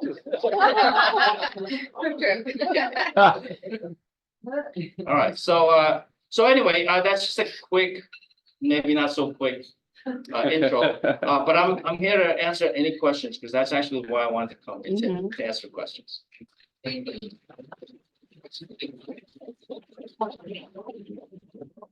So the floor is yours, the members, because Eden had asked me to invite Senator Don here. Do you? Was it just me? No, I think after the other meeting that was earlier this year, there was a bunch of questions that were coming up from the council in general. So it wasn't necessarily me that had questions, but I know people did have questions. Why don't you ask for a friend? Okay. So, you mentioned exemptions, okay, but what if we don't want to accept? What can we do other than that? What can we do to make sure that rather than schools being exempted, that schools have the ability to meet this requirement, right? Meaning like expanding the school to meet kind of what we do, right? I don't necessarily want to exempt it, right? I want my schools to have smarter class sizes. But what can we do as CEC, if anything, So, to that happen? well, that's a great question. There's a couple of things. First of all, I would urge you to, pass a resolution. I tell Al all the time, like, I read those resolutions and I use them to guide my legislative decision-making in Albany. And I urge my colleagues to do the same. Okay? And so I would urge CEC 25. I know you've been considering resolutions. You haven't passed one yet. First, understand what the law says. Because, people don't understand that there's the law very specifically provides for exemptions. Yeah, and I think if I could too, just from the district perspective, and Wendy knows this and CEC knows this, that we do have other schools that are coming on board in the district. We have multiple additions that are being added to our district. So current seat capacity is not decreasing. It's going to increase over the next few years, which will help support, the context of the legislation that our senator has written and passed. Also in district, although we are what we would classify as a district that is overcrowded, we do have many schools that right now would be able to organize around this class size law, and in fact, have classes that meet those kind of guidelines already. You know, so it's going to be a space over the next several years of working collaboratively on that, including space planning from my perspective, who I get to connect with. But thinking about who are the schools, we have one that's going to be added right in the middle of Flushing, which we know is very densely populated in Colden, on Colden Street. So we are going to be adding more seats, which will hopefully also help support this, this class size space moving forward. And part of that has been connecting with our building leaders, just assessing the current space that they have, how many kids do they currently have inside of their schools, what would that look like in terms of accommodating for class size. So we've been engaging in that process already to help plan forward over the next few years to meet the expectations of the law that was passed. Yeah, and I want to express my appreciation for Principal D'Antoni's efforts in this. All right. But a lot of this is, with all due respect, beyond what the superintendent can do. This is a school construction authority issue. This is a Central Department of Education issue. I understand that there are more seats coming to District 25. But if you look at the capital plan, there's something like the 5-year capital planning, meaning beginning 2025 to 2029. There's a total of, I think, like 538 additional seats coming to District 25. That's totally unacceptable. It's not our superintendent's responsibility. He's trying to get as much as he can. It's totally irresponsible and unacceptable. That's why we need to reduce class sizes. And that's why we'll put in a requirement for the city. The man wants mayoral control. You better have accountability also. That's why the city now has to put in an additional $2 billion in the school construction plan. That's not going to be enough. The city still needs to put more in. But to say to CEC 25 over the next 5 years, you're going to get 538 more seats. That's not going to cut it. So to answer this gentleman's question, understand where the capacity is right now, understand how many students are in CEC 25, and CEC 25 is going to grow. It's, look at all those buildings coming. People say they can't recognize downtown Brooklyn. Every time I drive over the Queensboro Bridge, I don't know where I am because everything looks different. Same thing with Flushing. We need more schools in Flushing. And I'm doing my best to talk to the community boards and say, we're not saying no to any more schools like we did in the past. Wherever there's a location, we're going to say yes to a new school. But my suggestion is CEC 25, take a hard stance. Like, this is how many more seats we need. 538, ridiculous. Demand the city to put more school construction on the plan. And it's about building more schools. It's also about building additions to schools where there is additional land outside the building. And there's also within the building. Have a good night, everybody. Keep up the sticks. They gotta prepare for school. Good. Yes. Run for state senate. I run for state senate. I'm serious. I challenge every kid to run against me. Seriously. And one of these days, one of those kids are going to take me down, which I'll be very happy about.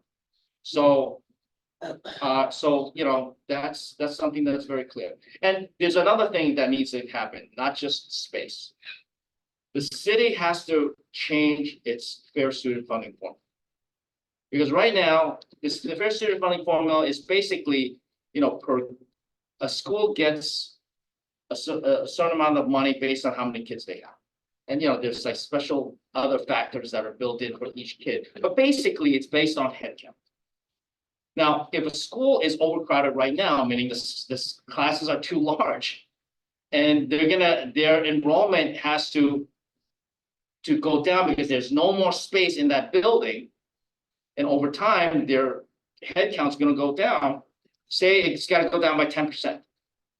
Well, that's a potential loss of 10% of the school funding, even though the school still has the same number of classrooms, same number of teachers, same number of school staff that are needed. So their fair student funding formula has to be adjusted so that schools are held harmless when they reduce classes down to constitutionally required levels. That's something, and that's where the additional cost, meaning more teachers, that's additional cost. That's where it's gonna fall in the adjustment of the fair student funding. So one thing that you might consider for a resolution is, as a school comes into compliance with the class size reduction, that they should not lose their per school funding. And that, again, that has to come in an adjustment in the fair student funding form. Yes. So I actually do have something really quick. What about I know, like, we talk about pre-K centers, things like that. Where does that come into play with maybe taking pre-K out of the regular schools and moving more into pre-K centers and making those classrooms then available to use for space? That's a suggestion, a very constructive suggestion that people have offered, but it's fallen on deaf ears. So, and we actually have a lot of, very successful pre-K and 3K programs that are outside the public school buildings. Deaf ears like the chancellor or? Yeah. So you can, you can be very specific in a resolution. The more specific a resolution, the more weight it's gonna carry, but the more accountable you guys are gonna be. So, you have to know what you want and stand firm for it. But that may be a concern on some parents' part that they don't want their child to go to a pre-K someplace else. That's true. K someplace If, else. in the case of younger siblings, Right. yeah, It's Yeah. going like that too. Luckily, they're all going to 79. If one had to go someplace else, one of them will be late. right. So these are the individual circumstances that any kind of transition, there's gonna be some people who benefit. There's gonna be some people who are gonna have a little bit of harder time. So we gotta try to smooth out as much of the transition as possible. I've always said, transitions are potentially painful. And I'm only gonna hear about the people who are upset about the transition. There are gonna be lots of people who benefit from the transition. I will never hear people. So for, if we stay on that, if we are able to move the preschool years out of some of the public school buildings, yes, it will be hard on some families, but you find a way to make it work because there are a lot of CBOs that are within the vicinity of most of our public schools. And then how would we be able, so you're saying in resolutions, we can push for more funding to come into the schools so that now we have some empty classrooms, we can start dividing the kids more evenly through the buildings and the public school buildings. So through how are we gonna get the funding into the buildings to hire more teachers, to hire more staff? That's what. Make your position very clear, and the chancellor has to come up with something. And, my colleagues and I, we're always fighting for more state funding for New York City Public Schools. We'll keep doing that. I mean, the city is gonna get another couple $100 million additional annual funding based on this year's budget. And I think part of the conversation, as I mentioned too, with space planning, overall numbers for the district, while we do have a lot of kids, we are down a few thousand students from where we once were in 18-19. That still has not necessarily come back to the space where we once were. And also when we're thinking about pre-K in general in our schools, we're not talking about a lot of classrooms. Some of our schools have one pre-K classroom. Yeah. Some of them have two. We don't have schools that have 3, 4, 5, 6, 7 pre-Ks where it would amount to saying, all right, now this will impact our ability to stretch a second grade school community where instead of 3 sections, we have 5, and that needs to be tailored up across over time. But what I do know is that with the amount of seats that we do have coming on board, I'm not going to guarantee you that that's going to make just easy and then everything just fits. But I think part of the conversation with space planning and the CEC is how does the new addition at 32 help support? How does the new building on Colden help support? How does the new addition at Bell Academy and 169 support?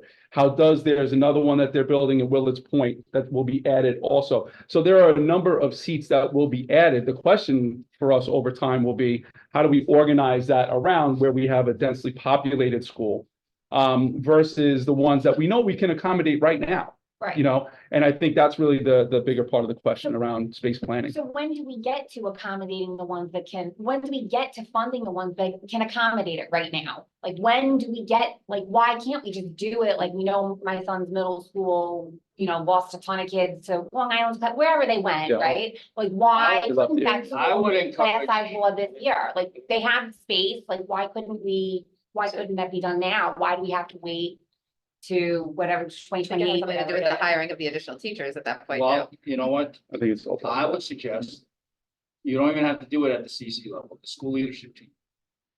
At a particular school and say, you know what, we want it's not even small classes, it's just class sizes commensurate with the rest of the state and country, okay? We want class sizes that are required by law. And our school should not lose funding. I mean, that's, you know, I know for instance, pass a resolution at the school leadership team. at the SLT meeting for my school specifically, the conversation that we've had is, do we take away the clusters that have it outside of the classroom, start pushing them in again to use that space? So I think there are discussions happening in schools. I know like our school specifically is having that. And they're saying, well, we want to start thinking about this, but we also want to wait to know what the law is going to tell us we have to do. So there's a little bit of Yeah. both sides. Well, the law is clear and it's not gonna be changed. It's how the administration, meaning the mayor and the chancellor, are going to comply with the law. They have 6 years to do so. They keep saying, well, the first 2 years they're in compliance. First 2 years they're in compliance, they haven't done anything. You know, that's the phase in. Now, I learned a lesson here. From now on, anytime we're gonna phase something in, better require some action be taken as opposed to giving them time thinking that, okay, they're gonna, even though they don't need to do anything the first 2 years, they can actually start planning for the years 3, 4, and 5, which I don't think they have. So, but how do we get the money, how do we get the budget then to do that? Like, if we can do push in for art, if we can do push in for, you know, for the cluster teachers, how do we get the budget to hire? Pass the resolution first. They wanted the job, right? Let them figure it out. But what can we, but they're, right, but So, but let me they're just- falling, right? Let me just sidetrack with it. Elle and I are both on the SLT of Thompson Harris. I will bet you every single high performing school principal does not want smaller class size because they don't want to go to the kids. Yeah. And principal like President Lewis will be very concerned because he's gonna lose like a third of. No, I've never met a principal who wanted a loss of number of students in their school, no matter whether they're at 150% or 200% capacity. No principal wants to lose, and that's credit to them. They believe they can continue to teach all these kids in what I consider really crowded classrooms, more power to them. But what if that principal retires? Then what happens? I mean, it's not a long-term sustainable solution. So once again, a school that has space inside the building to be converted into classrooms, the school construction authority needs to work with that principal to get that done. A school that still has additional space outside this school building, but on that property, on that land, that's where we need to build an addition. And then beyond all of that, we clearly need more schools in Northeast Queens, specifically District 25 and District 26. I want to say something about the transitional pain that some parents may have to go through, such as the younger sibling who now has to be dropped off and picked up at 3K or pre-K that's not in the same building as the older sibling in kindergarten or first grade. I mean, that's gonna be an inconvenience. But I would argue, and I would say this as a parent myself, if knowing that, okay, I gotta do this for another year, but now both of my kids are going to, instead of having 25 to 28 kids in their classes, there are only gonna be 20 to 23 kids in kindergarten, first, second, third, fourth, and fifth grade, I'm gonna make that sacrifice for that year. So it's a little inconvenient, but I believe that in smaller student teacher ratios, both of my kids are gonna get much better educations from that particular school. That's what I would argue as a parent. And I'm no longer a parent, my kid actually graduated from college already. But Disowned he you? grew up, what's that? They disowned you? My son, you know, he moved to Madison, Wisconsin. Wow. But you're still a parent. I'm still trying to get him to put the application in for his master's. So he's still trying to get me off his back, but yeah. But he's doing well. Did you let him know that's never gonna happen, or, I mean, does he know that? No, you'll never? he knows it's gonna happen. I literally keep reminding him that, you know, it's been 2 years since he's finished college. And every year that goes by, it's gonna be harder and harder and harder. So just try to get it done. He's, you know, he's living life. Yeah. He reminds me all the time that he makes a lot more money than his old man. So with the 5-year plan now extended to 6-year, right? Well, it was always extended to 6 years Ah. back from 2022. So let's say, you know, the mayor or chancellor, they don't request an extension and we come to the end of the 5th or 6th year. And this is not completely done. There's gonna be penalties, right? No, there's already gonna be penalties right now. We're not waiting until the end of the 6th year. Every year, the city has to demonstrate its plan. And the city potentially loses state funds if they don't come into compliance. Again, it is literally a constitutional requirement. So, and the mayor and the chancellor have both said they fully intend to comply with the law. Now, that means that, you know, the mayor's gonna be held accountable. He, for the last 6 months, he's been saying nonstop, I wanna be accountable, I want mayoral accountability. He didn't use the word control. Most people say mayoral control. He says mayoral accountability, so we're gonna hold him accountable. And if he wants mayoral accountability, we're gonna be judging him again in 2 years, and it's gonna be pretty rough if he doesn't reduce class sizes. And the other thing is, you know, I expect that the city reduce class sizes without busing kids far away from home. That is not gonna happen under my watch. And I don't think it's the city's intention to do so either. Okay, but once again, I think it's important that our school leaders, you know, yourselves, as well as the SLTs at different schools, you have the option. You have the option to, you know, demand more funding, or at least no reduction of funding when your school comes into compliance with the class size requirements. And you have the ability to, you know, make your concerns heard. It doesn't mean that you'll get the money immediately, but it at least starts quantifying and putting on the table how much we're short for school ABC. Anyone else? Any questions from the audience? Hi, Joe. Do we know when the construction will resume of brand new sites like at Bay Terrace? They are, It was the supposed to break construction, ground last August you mean 169? in, not No, here, The new one at Water's on the Edge. Water's Edge? what it was supposed to be August. And then I heard that there was a freeze on any new, brand new construction, not additions or pre-existing buildings. So that was one part. Is there a freeze? I know that the think it's- project was, I can't tell you if they've broken ground. I know the project was proceeding. They have not. They're not. That was right. No, I'm not talking about that Right. they've broken ground. I'm not No. talking about breaking ground. I know that the project was continuing. I don't know when they officially start All right. constructing.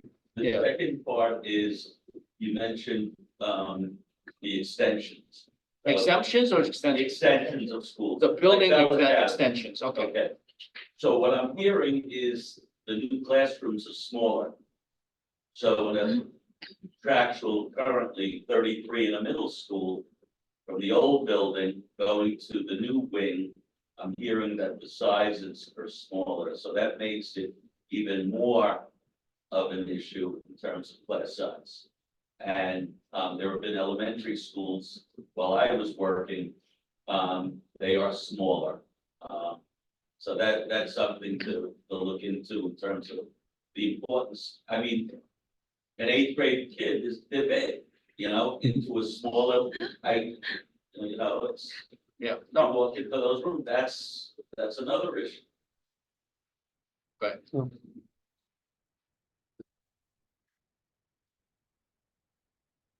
Anyone else? Anybody?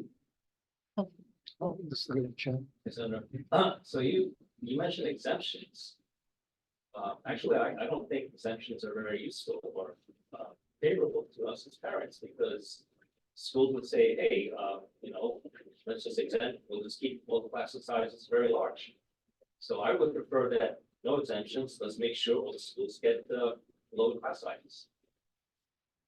Okay, well, I disagree. But, make sure that the schools get built out first. Over the long term. well, that's what an exemption would be for.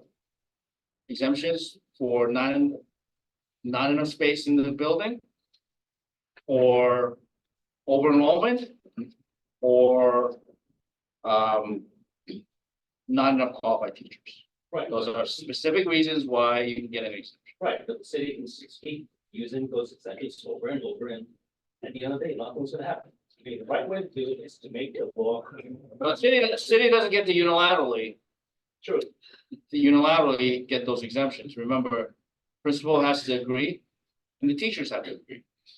But, the right way to do it is to structure the law so that it's feasible and that, it's fully funded and that the DOE actually builds out the schools in a reasonable amount of time and says, hey, if you can't do it, you can use an exemption. So I don't recommend, just make a resolution. The problem is that Holds their feet to the fire, right? you want to extend it over 20 years. Well, I mean, no. You know, I'm saying, Well, Phased in. how long? How long? well, Do you know? I don't even know. I don't know. I don't say I know. I say to the city, well, how much time do you need then? There's no response. Because there's no, He already has the building things to prevent the school from being destroyed. Right? So, I said they had a meeting about, what is that called? The committee for David Marmot on it. Oh, that's working group. Working group. First thing I said, I got in first, I said they should have the ability to say, this school graduates 90% of the students. This school should be able to, high school should be able to do block. And if you graduate 90% of students, if you want to keep 34, 33, 30 in class, go ahead. But the whole idea of smaller class size, like you said, is to help all the students, because the teachers only do so much in class. And if you're graduating 60% of the students, you need to have 24, 25 in the class. you make that pitch I to get it. teachers at Townsend Harris. What do the teachers say? No teacher wants to have 24 students who's not workable. If you build a program. Wait, what do you mean? They don't want to. So you mentioned you have 60 kids, you can lose the bottom 10, the top 10%. If you program the student according to their ability, you won't lose anybody. But if you just put in kids because they want to take on the class, then you have to look. I'm sure there's a prerequisite for your class. If you or not, if there's a prerequisite, you make sure they meet the prerequisite, then they should be okay. I know, but I'm just saying. What are the teachers saying? The teachers, Townsend Harris is probably, As you were talking before, the OFT probably won't agree to it. it's not the U of T. How about the teachers at Townsend Harris? How do they feel about it? How do they feel about having 33, 34 kids? If they don't care, I think they probably care more than you realize. It's if exhausting. they for a don't, if teacher when they you have really so don't many kids. care, they should be fine with accepting these. Am I correct? The probably average IQ kids, the average IQ of a student probably 110, 115. As long as it remains a screened school. right? Oh, yeah, it's a. It has, as long as it I'm remains. just talking about the Yeah. upper echelon of the schools. I'm not talking about kids like John Paul High School. I'm not talking about a school that graduated 60-70% of students. Yeah, Bayside High School graduated what, 90% of students? But it would still be ideal to be able to enforce some of the soft skills and give some of the kids the more individualized attention. Think how much more they No, can get. I totally agree. But the car crunch that you have to have 25 kids in your high school in the classroom, high school, classroom, it's. Well, right now it's 34. I know. Why not make it 50 then? I mean, why, when they instituted Total class 34? of 51 kids, so don't go there. He said 52. Well, I'm just saying that, No, you are. right now it's 34. Why does it have to be at 30? 25 is not my number. No. 25 is the Department of Education. I'm not disagreeing with you. To me, you just wave your arm, say, wow, this is what you're gonna do, despite of all the other factors, it's just not, it's not democratic, I don't think. It's what, Well, why don't you have the school leadership team at Townsend Harris past president? we tried, And I don't wanna give you too much information, but there's one person. what do you mean? I know everything going on at Townsend Harris. UFT rep feels he's been to meetings in the district. They say, well, you specialize high school, and and he was reluctant. The principal, we did talk about the resolution, but because of reluctant, I don't think the principal wants to rock the boat. Because he's got to work with them, so that just went dead, right? Right, exactly. You think it's only the principals who need the teachers to teach? Do you think possibly the parents also need the teachers to teach? We're the parents, we agree with them. You agree with the teachers? No, the principal, because you reduce the class size from 34 down to Yeah, 25. look, You're losing about it's a 20,000. simple thing. Why don't you get the school leadership team to pass the resolution? If you have no confidence in the resolution, if you have no confidence in the school leadership team, then have a petition among all your parents, fellow parents, say we have no confidence in the school leadership team. I mean, school leadership team, there's a system. A system doesn't give every parent or every stakeholder exactly what they want. Well, the It's a principal is, process. the principal is on leave, he's on leave. He's been on leave for 3 months now. And the school leadership meeting. Okay, I'll ask the assistant principal to that, I think. yeah, I mean, there's gotta be an acting principal involved, right? But I mean, just like I take CECs very seriously, I take the school leadership team seriously too. There's a process. I want to make it clear to you that I think it's a good idea, that 25 kids in high school. But to do. But not every class school. needs it. Right, Yeah, and you're not a teacher, are you? well, I was. I told you, a class of. Let's be one. Okay, I've got an example, right? Let's say you have a class of BC Calc in a high school. There are 28 kids eligible. You're gonna tell three of them, screw you, you're not taking the class. Like, no. Right? And we have. No, that's not the point. The point is, why is there only one BC Cal class? There should be 2 BC Cal classes. Instead of having a limitation of 34. At 14 students each. No, that's not the point. I mean, right now, they're capped at 34. What do you say to the 35th kid who wants to take BC Cal? Well, The point is, there should be two classes for BC Cal. if you were to fund a school per students, you gotta be very careful. This what is you do. why we need to adjust the fair student funding formula. All right, but you can't, okay, so I'm arguing with the wrong person. Well, listen, I'm not here to argue. I'm looking I'm for saying to you, solutions. you have a course, by ability. And you have 28 kids who have the ability. You can't have a class, okay, from my past experience, the other schools, what they do, they would offer 2 BC Cal classes. They'll take some kids from AB, put them in BC, they get ones and twos. The schools don't care because they want to help the 3 kids who are good enough. They will say those kids will get an AB subgrade anyway, they probably get a 3. But that's not academic excellence. Well, your example is 28. What if it's actually 38? I You think still- no question, a smaller class size will allow the teacher to do more differentiated learning for the class. There's just No, I'm not arguing with you. I'm giving you a counter example. What I know, but if you have 38 I'm kids. just saying, I know, well, what if you have 38 kids? What do you say to the 4 that can't take it right now? No, I go to the bottom 4. Either I go to the bottom 4 with ability, come go to AB, get a 5, or I enlarge it to maybe 50, except the top kids, or maybe put them in BC. They can at least get a 4. I'm talking purely from the academic. No, but not everybody agrees with that kind of analysis. Because they don't understand math education. No, that's not true. It is That's true. not true. No, I disagree with that. I mean, you know, I'm not a BC Calc teacher, but I was a BC Calc student. And I, you know, like, we kind of sometimes look down on the AB Calc students, like, you know, you guys weren't good enough, whatever. There's all lots of snobbery going on among students, among parents, Okay, so even among teachers. I sometimes. retired from a school where the BC Calc exam average is 4.89. In other words. Congratulations. 5. Some kids don't get it. Either you run a school Well, like that, I or mean, you look, have an average of 3. It's still New York City. It's a Department of Education. Townsend Harris and several other schools are phenomenal, nationally known, but there's still a system, there's a school leadership team. And no school, however excellent Okay, you want to characterize them as, Well, Yeah, it is exempt from state law and state constitution. No, and listen, from my standpoint, you know, even from a space of 3K to 8th grade, the goal here is not to limit opportunity for kids. And, you know, when we take off the top and say, because you were a 3.99, not a 4.00, that you shouldn't be given access to that same opportunity, to me, doesn't necessarily make very much sense.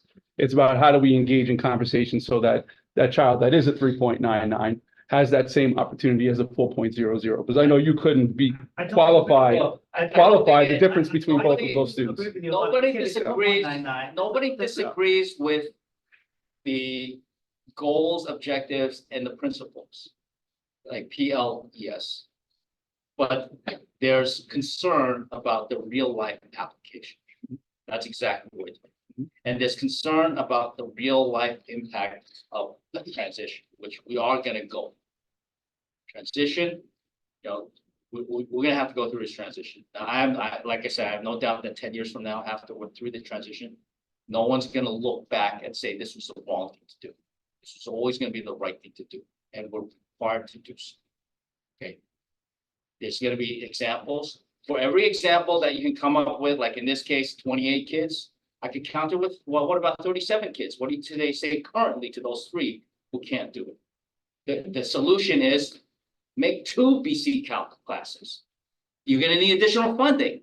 That's where, when the mayor and the chancellor say, this is gonna cost this much more. Well, that's because new teachers, additional teachers are gonna be needed. And by the way, you know, people say, well, there's a shortage of teachers right now, so we can't get the teachers. Part of the reason why you can't get teachers is because they're demoralized. Because they're teaching a lot of kids that they originally thought they were gonna sign up for. All right, thank you, Senator Liu, for being here. I hope, you know, we answer like your questions. I thank you for the invitation. I'm happy to come every month. I'm happy to come every month to answer questions about this. Okay, this is a personal, high priority one. Yeah, if you know, any members have any questions, you know, you can reach Senator Liu's office, Sue Jin, she's very resourceful, I'll give you her email. And she was a And public she- school mom too, right here in Mhm. District 25. So, and you know, we can talk about passing a resolution, you know, I've discussed it before, and now I think hopefully, you know, since, you know, Senator Liu's here tonight, maybe we will all agree that we want to push forward a resolution. Okay, all right, thank you, Senator Liu, Thank you, Senator. for your time. Thank you. Have a good night. Okay, so let's go back to,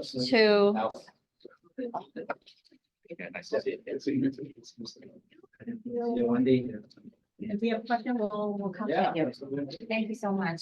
So much. Yeah. Yeah, thank you for your Yeah. service. Thank you so much. Very much. All right.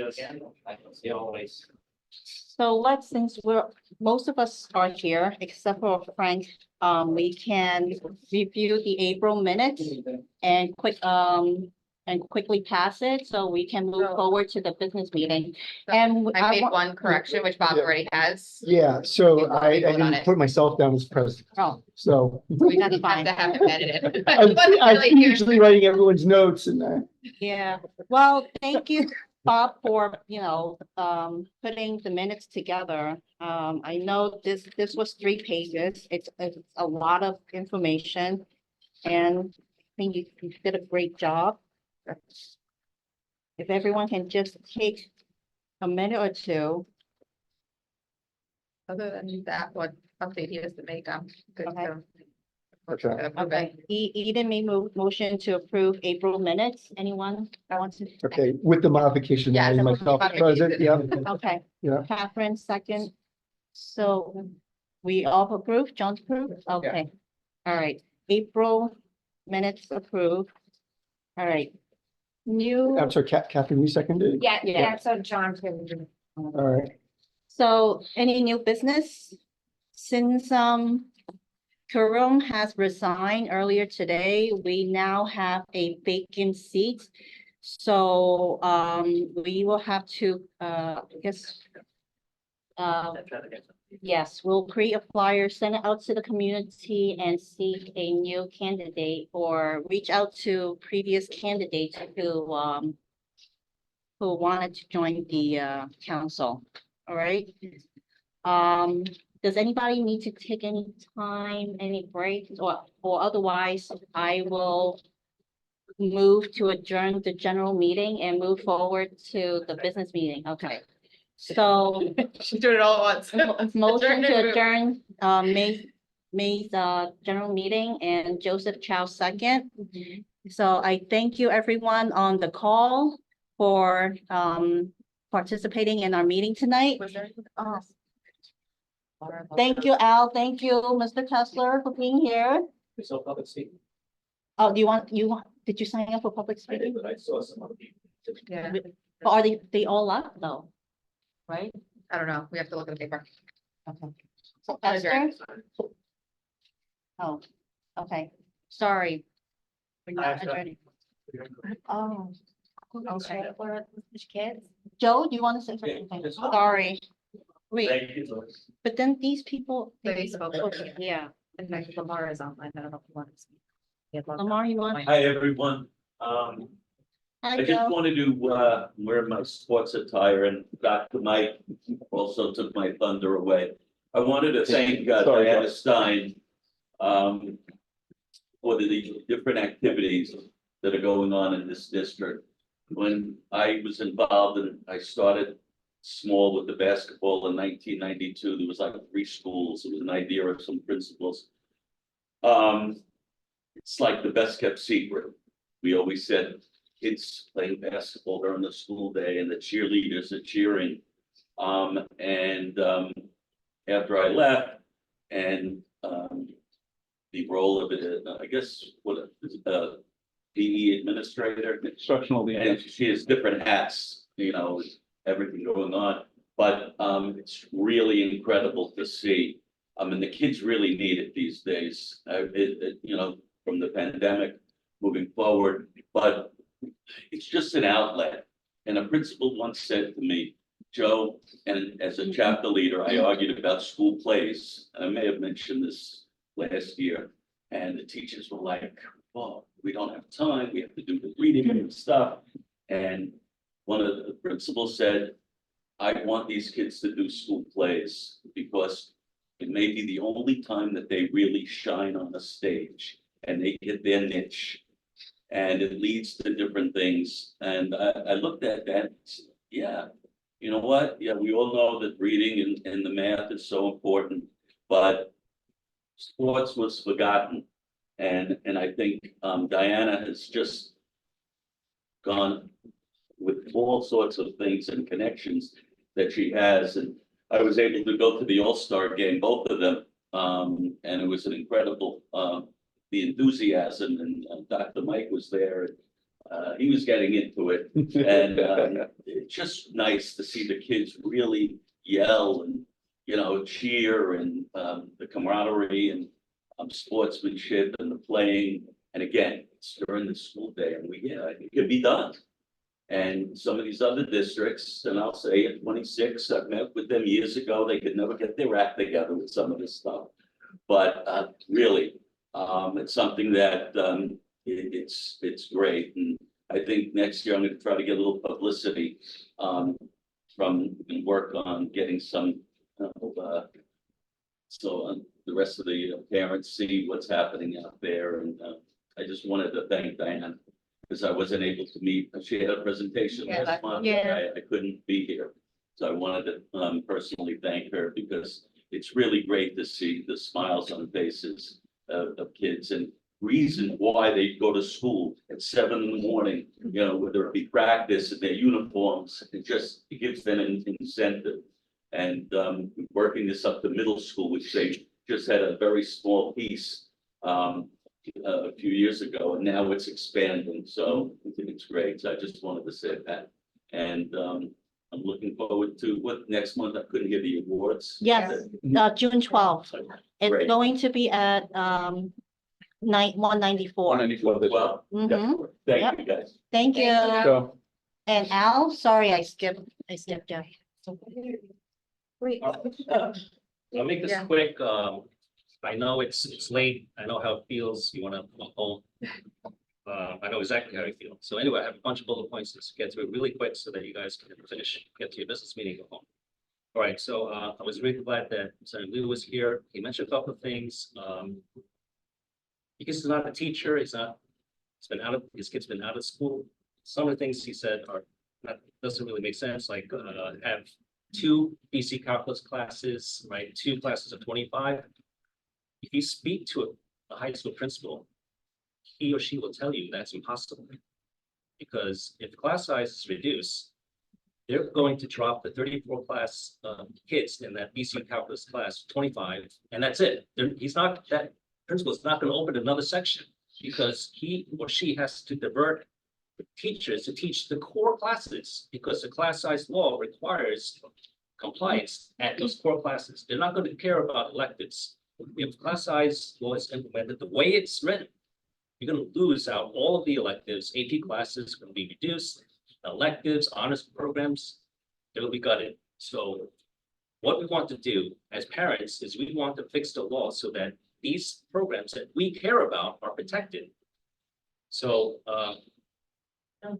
Wendy, invited John invited Wendy and me and I to go to his office back in March 1st. I think she asked some members of CEC 25 to go. Unfortunately, only Joseph went. So he and I spoke with Senator Liu about the resolution that we passed in CEC 26. So he had no problem with it. He said, this is good, but it's missing some things. So I want to go back and I want to fix those things that are missing. And what he said is missing is that we have to ensure that DOE moves forward on class size. So I want to go back and I want to either fix the resolution or pass another resolution to say to the DOE, you have to start working on the class size implementation. Don't just stall, don't just sit there and do nothing for the last 2 years. So in effect, John Liu said, yes, you can amend the law according to what resolution you pass, but please do this. So I think Wendy, Joseph, we talked about this and I think that's what he wants to propose for you guys. So please consider that. And you heard the senator, he's interested in seeing resolutions. All right, so District 25, 26, are very similar demographics, education, viewpoints. We should work together, right? Work together becomes a force multiplier. We can get the legislators, get DOE to do things. If we just do things on our own, separate ways, nothing's going to happen. So I'm sorry, Al, what's the correction to the resolution you want to do? Okay, I'm not sure if we have access to what we have. It's on the website. It's basically he wanted to ask. Basically, John Liu said, yes, go ahead with your amendments, suggested amendments to the law. He had no problem with it. He said that we should also put into the resolution demanding that this DOE come up with a real implementation plan and start working on it immediately. So what we decided to do is we put in a couple of bullet points and I forwarded to Joseph. It's basically start funding and building schools in District 26. So we do the same thing. Start funding and building schools in CEC, District 25, same thing. So just hold the DOE, feet to the fire, get them started on this. So that's essentially it. All right. Resolutions do have an effect. Please pass them. You heard John Lee. Everything. There's so many issues. They pay attention, so please work on resolutions, not just class size, anything you think of, just work on it. And if more CCs pass resolutions, things will change, and we have seen it change. AAPI history, right? Curriculum, John Liu sponsored bill in the Senate. CECs, like we passed a resolution supporting it. And maybe one CEC passing, it's not going to happen, but a bunch of CECs passed similar resolutions. And guess what happened? Chancellor Banks said, wow, so many people asking for it. Let's do it. They mandated the AAPI history curriculum in New York City schools. So please pass resolutions on whatever you think is important. And we should work together. Our CEC should work together. Okay, so let's see. So definitely do that. Open meeting law. I don't know how you feel about virtual meetings, but John Lewis said, no, it's never going to be approved because of the legislators upstate. They're not going to approve virtual. So we came up with a compromise, said, all right, how about this?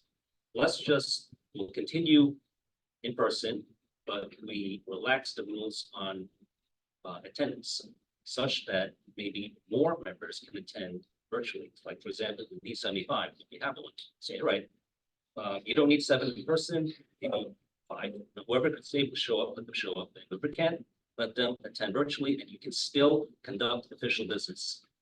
So check out our resolutions. I think we should work together and make things happen and change it. All right. So you want a class size updates from Senator Liu. I don't think that's the right person to get the updates. If you want updates, you should speak to people who work for the DOE. Speak to principals, like principal of Francis Lewis High School. He was the co-chair of the class size working group. I was a member of the class size working group. We spent 8-9 months in that working group, asking so many questions, getting so many presentations and data from people, senior people all over the DOE. Those are the people who can give you real updates. Okay. Senator Liu can give you some broad information, but he does not have in the ground updates. So that's who you should speak with.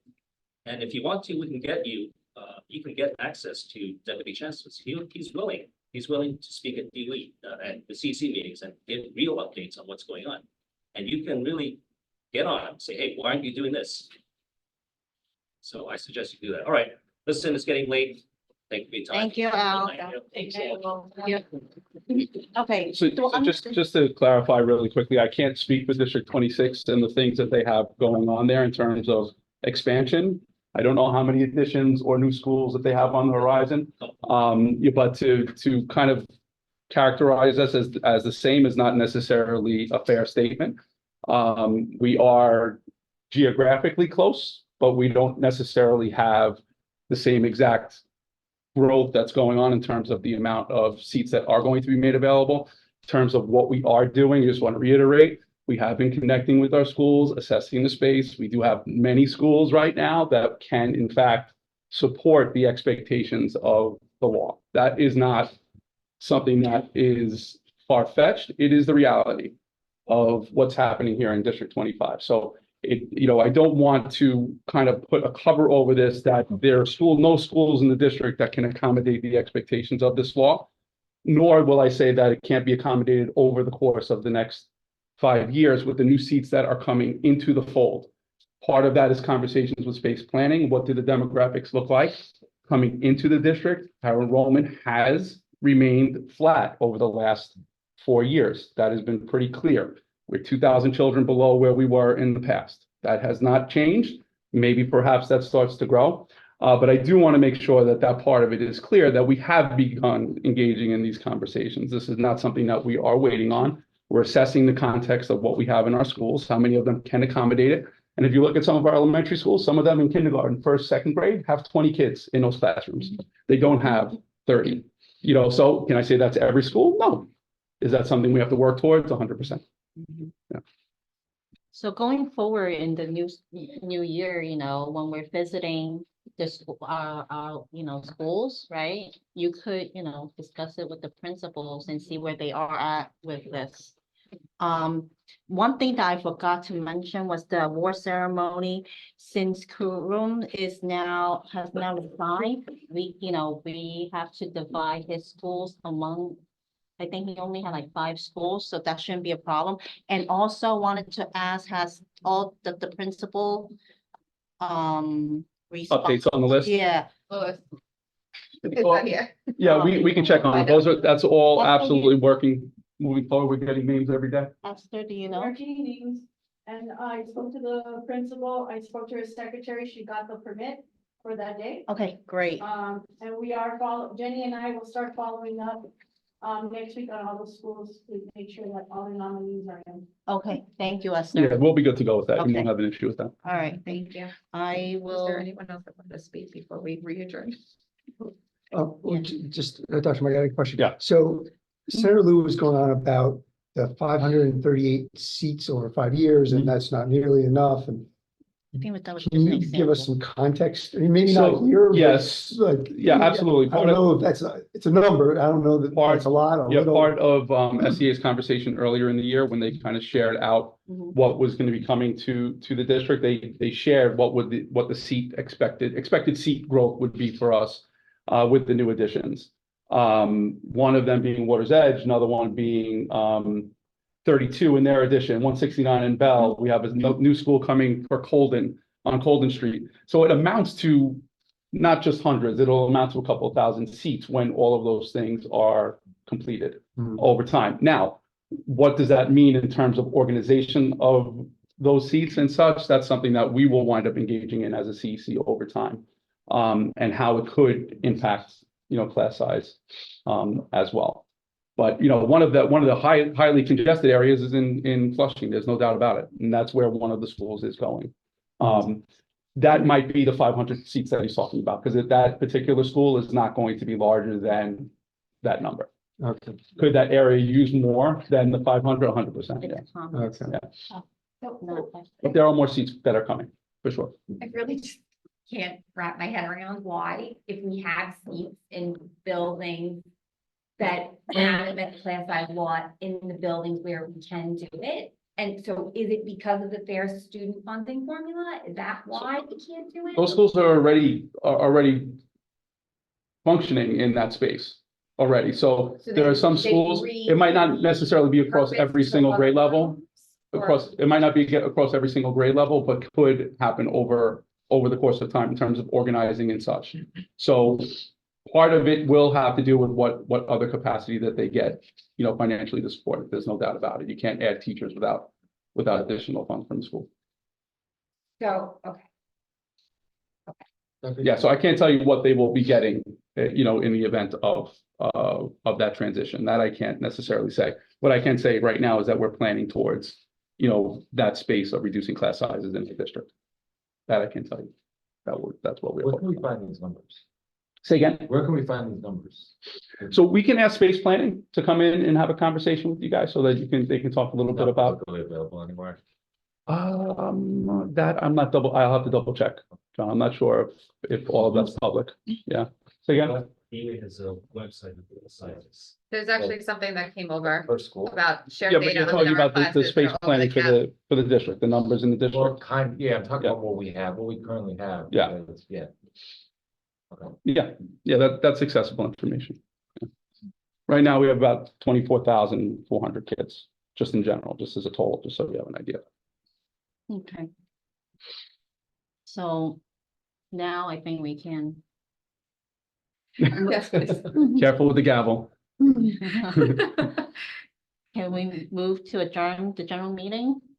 Second. Yes, second. Okay. All right. So now for the,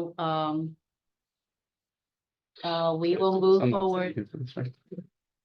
No, you could stay. because- Are you sure? Because, let's call the business meeting to order. Okay, it is 9:27. I'll do a quick roll call. Joseph Chow, Present. Shirley Lee. Present.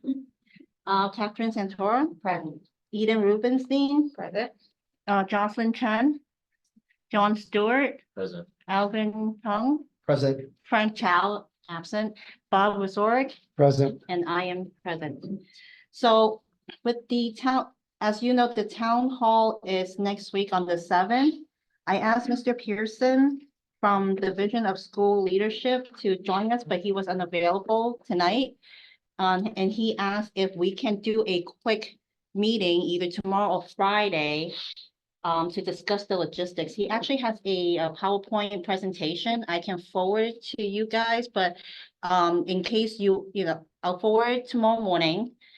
And see if you guys are available Friday for a quick meeting with him, virtual meeting.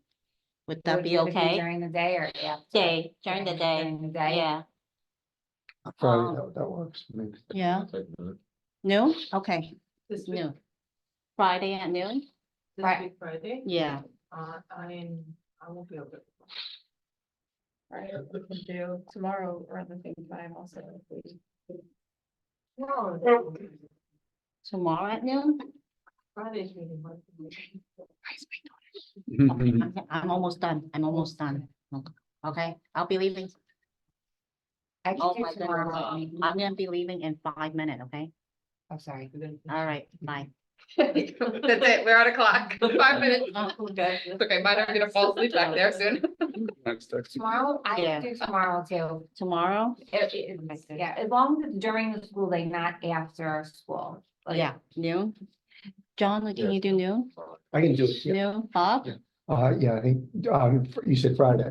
No, tomorrow. Tomorrow, I'm teaching all day, but yeah, between 12 and 1, I'm off. Okay, noon is okay, okay. Yeah.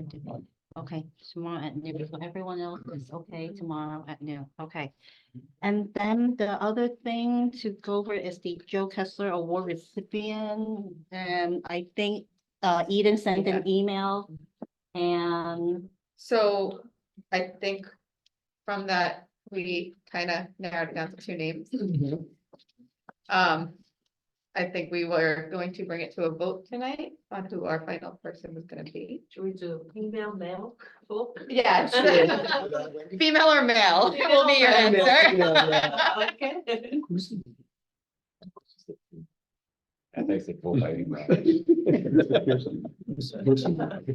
Yeah, Wendy, who's the meeting with tomorrow? Theodore Pearson, he's been on the The email. guy who's gonna be helping us run the town hall. I know, I just wanted to put it in Yeah. minutes. Theodore Wilson. So everyone knows if we do male or female, who we're talking about, correct? Yes, male. Okay, so let's do a vote. Joseph Chow, Female. female. Shirley,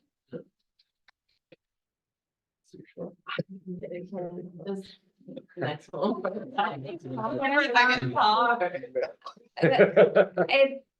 I would say. But before we share about this, we need to kind of, for the new members, we kind of have to say why our former members Oh, chose yeah. males, because they're not familiar. I think I expressed that in the email. Yeah, I read- Yeah. so yeah, it was pretty clear, so that, which is why for me, I would say male, because it's been. Not had the opportunity to Yeah. so many times before. mhm. All right. Yeah, I mean, I think the emails gave me as much information as I'll have. So, I'm fine, but So what happened is, when we did, we do every year SCA, he's the one who actually.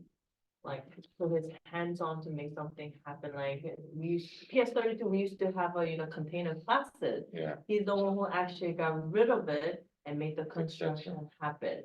So that's why, I've seen his work and he really goes on hands-on and fight with SCA to get things done. So I've seen his activity, that's why I was also, So you're for, it's kind of biased, but because PS13 is my favorite school, but I saw when there was a container classes in the backyard and it was gone.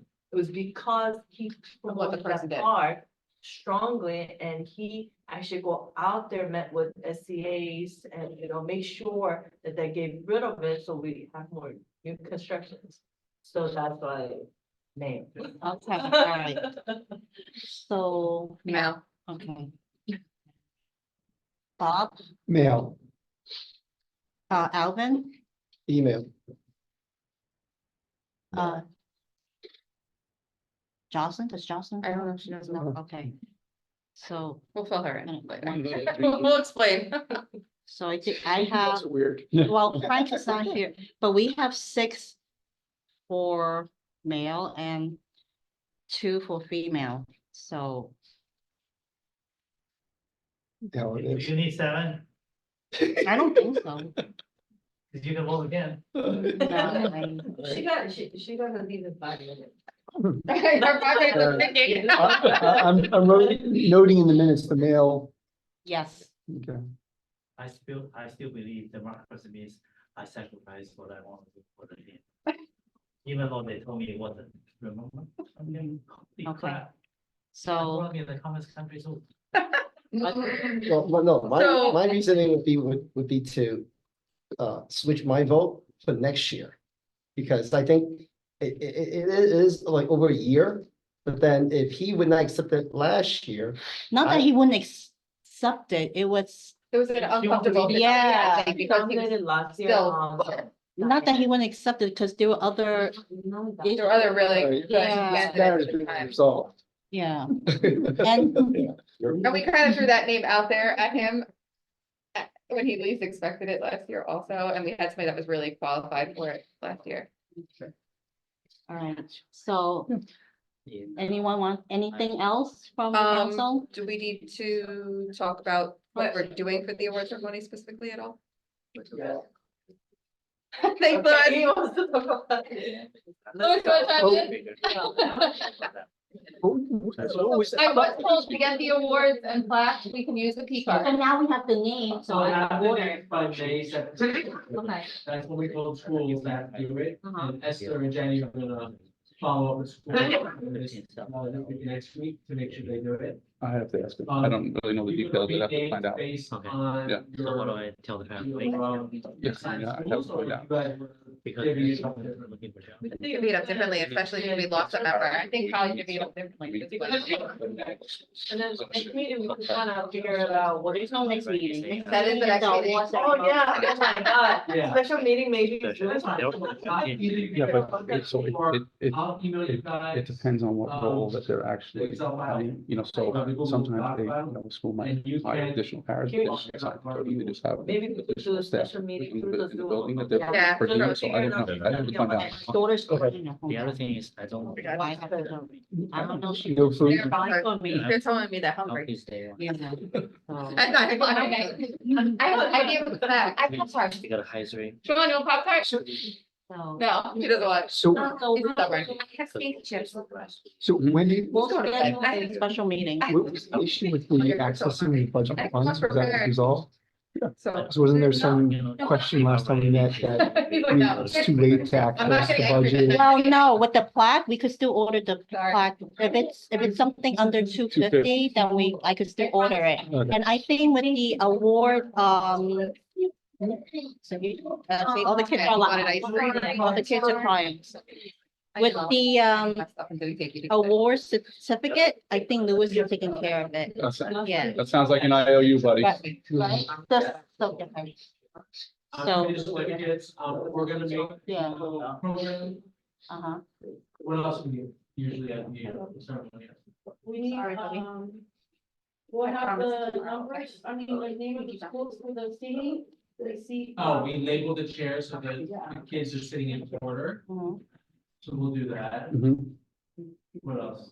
That's pretty much it. Yeah. It's, yeah. And then we'll have a box arranged with all the certificates per school, that's what. Okay. So take a look at the last Way year's that, the way that award it's ceremony. structured, the way it's structured there is kind of nice because the gym is right off of the auditorium. Oh, okay. You know, so it's not like this long walk for kids to come parade in. In some of our other settings at 25, we have kids set up in the cafeteria. And then I had to walk all the way up to the second floor to get them all organized. It'll be a little bit easier because it's right next door to the auditorium, right? 925 is different. Yeah, it's a little bit of a different organization. Okay, Yeah, I think they were like all the buildings. Yeah. all right. Anything So else? guys? I will email you guys about scheduling a special meeting, Thank you. okay? Okay, motion to adjourn. Oh, and tomorrow. What? I will send an email about that too. Wendy, it's tomorrow at noon. Tomorrow. Okay. All right, guys, thanks so much. Thank you. Have a good night, everyone. Thank you. We'll work on space planning. See Tomorrow. what I we put my phone. to come and talk about. 9:37, you said. Thank you. All right, guys, have a great night. Good night. By the way, I know. Oh,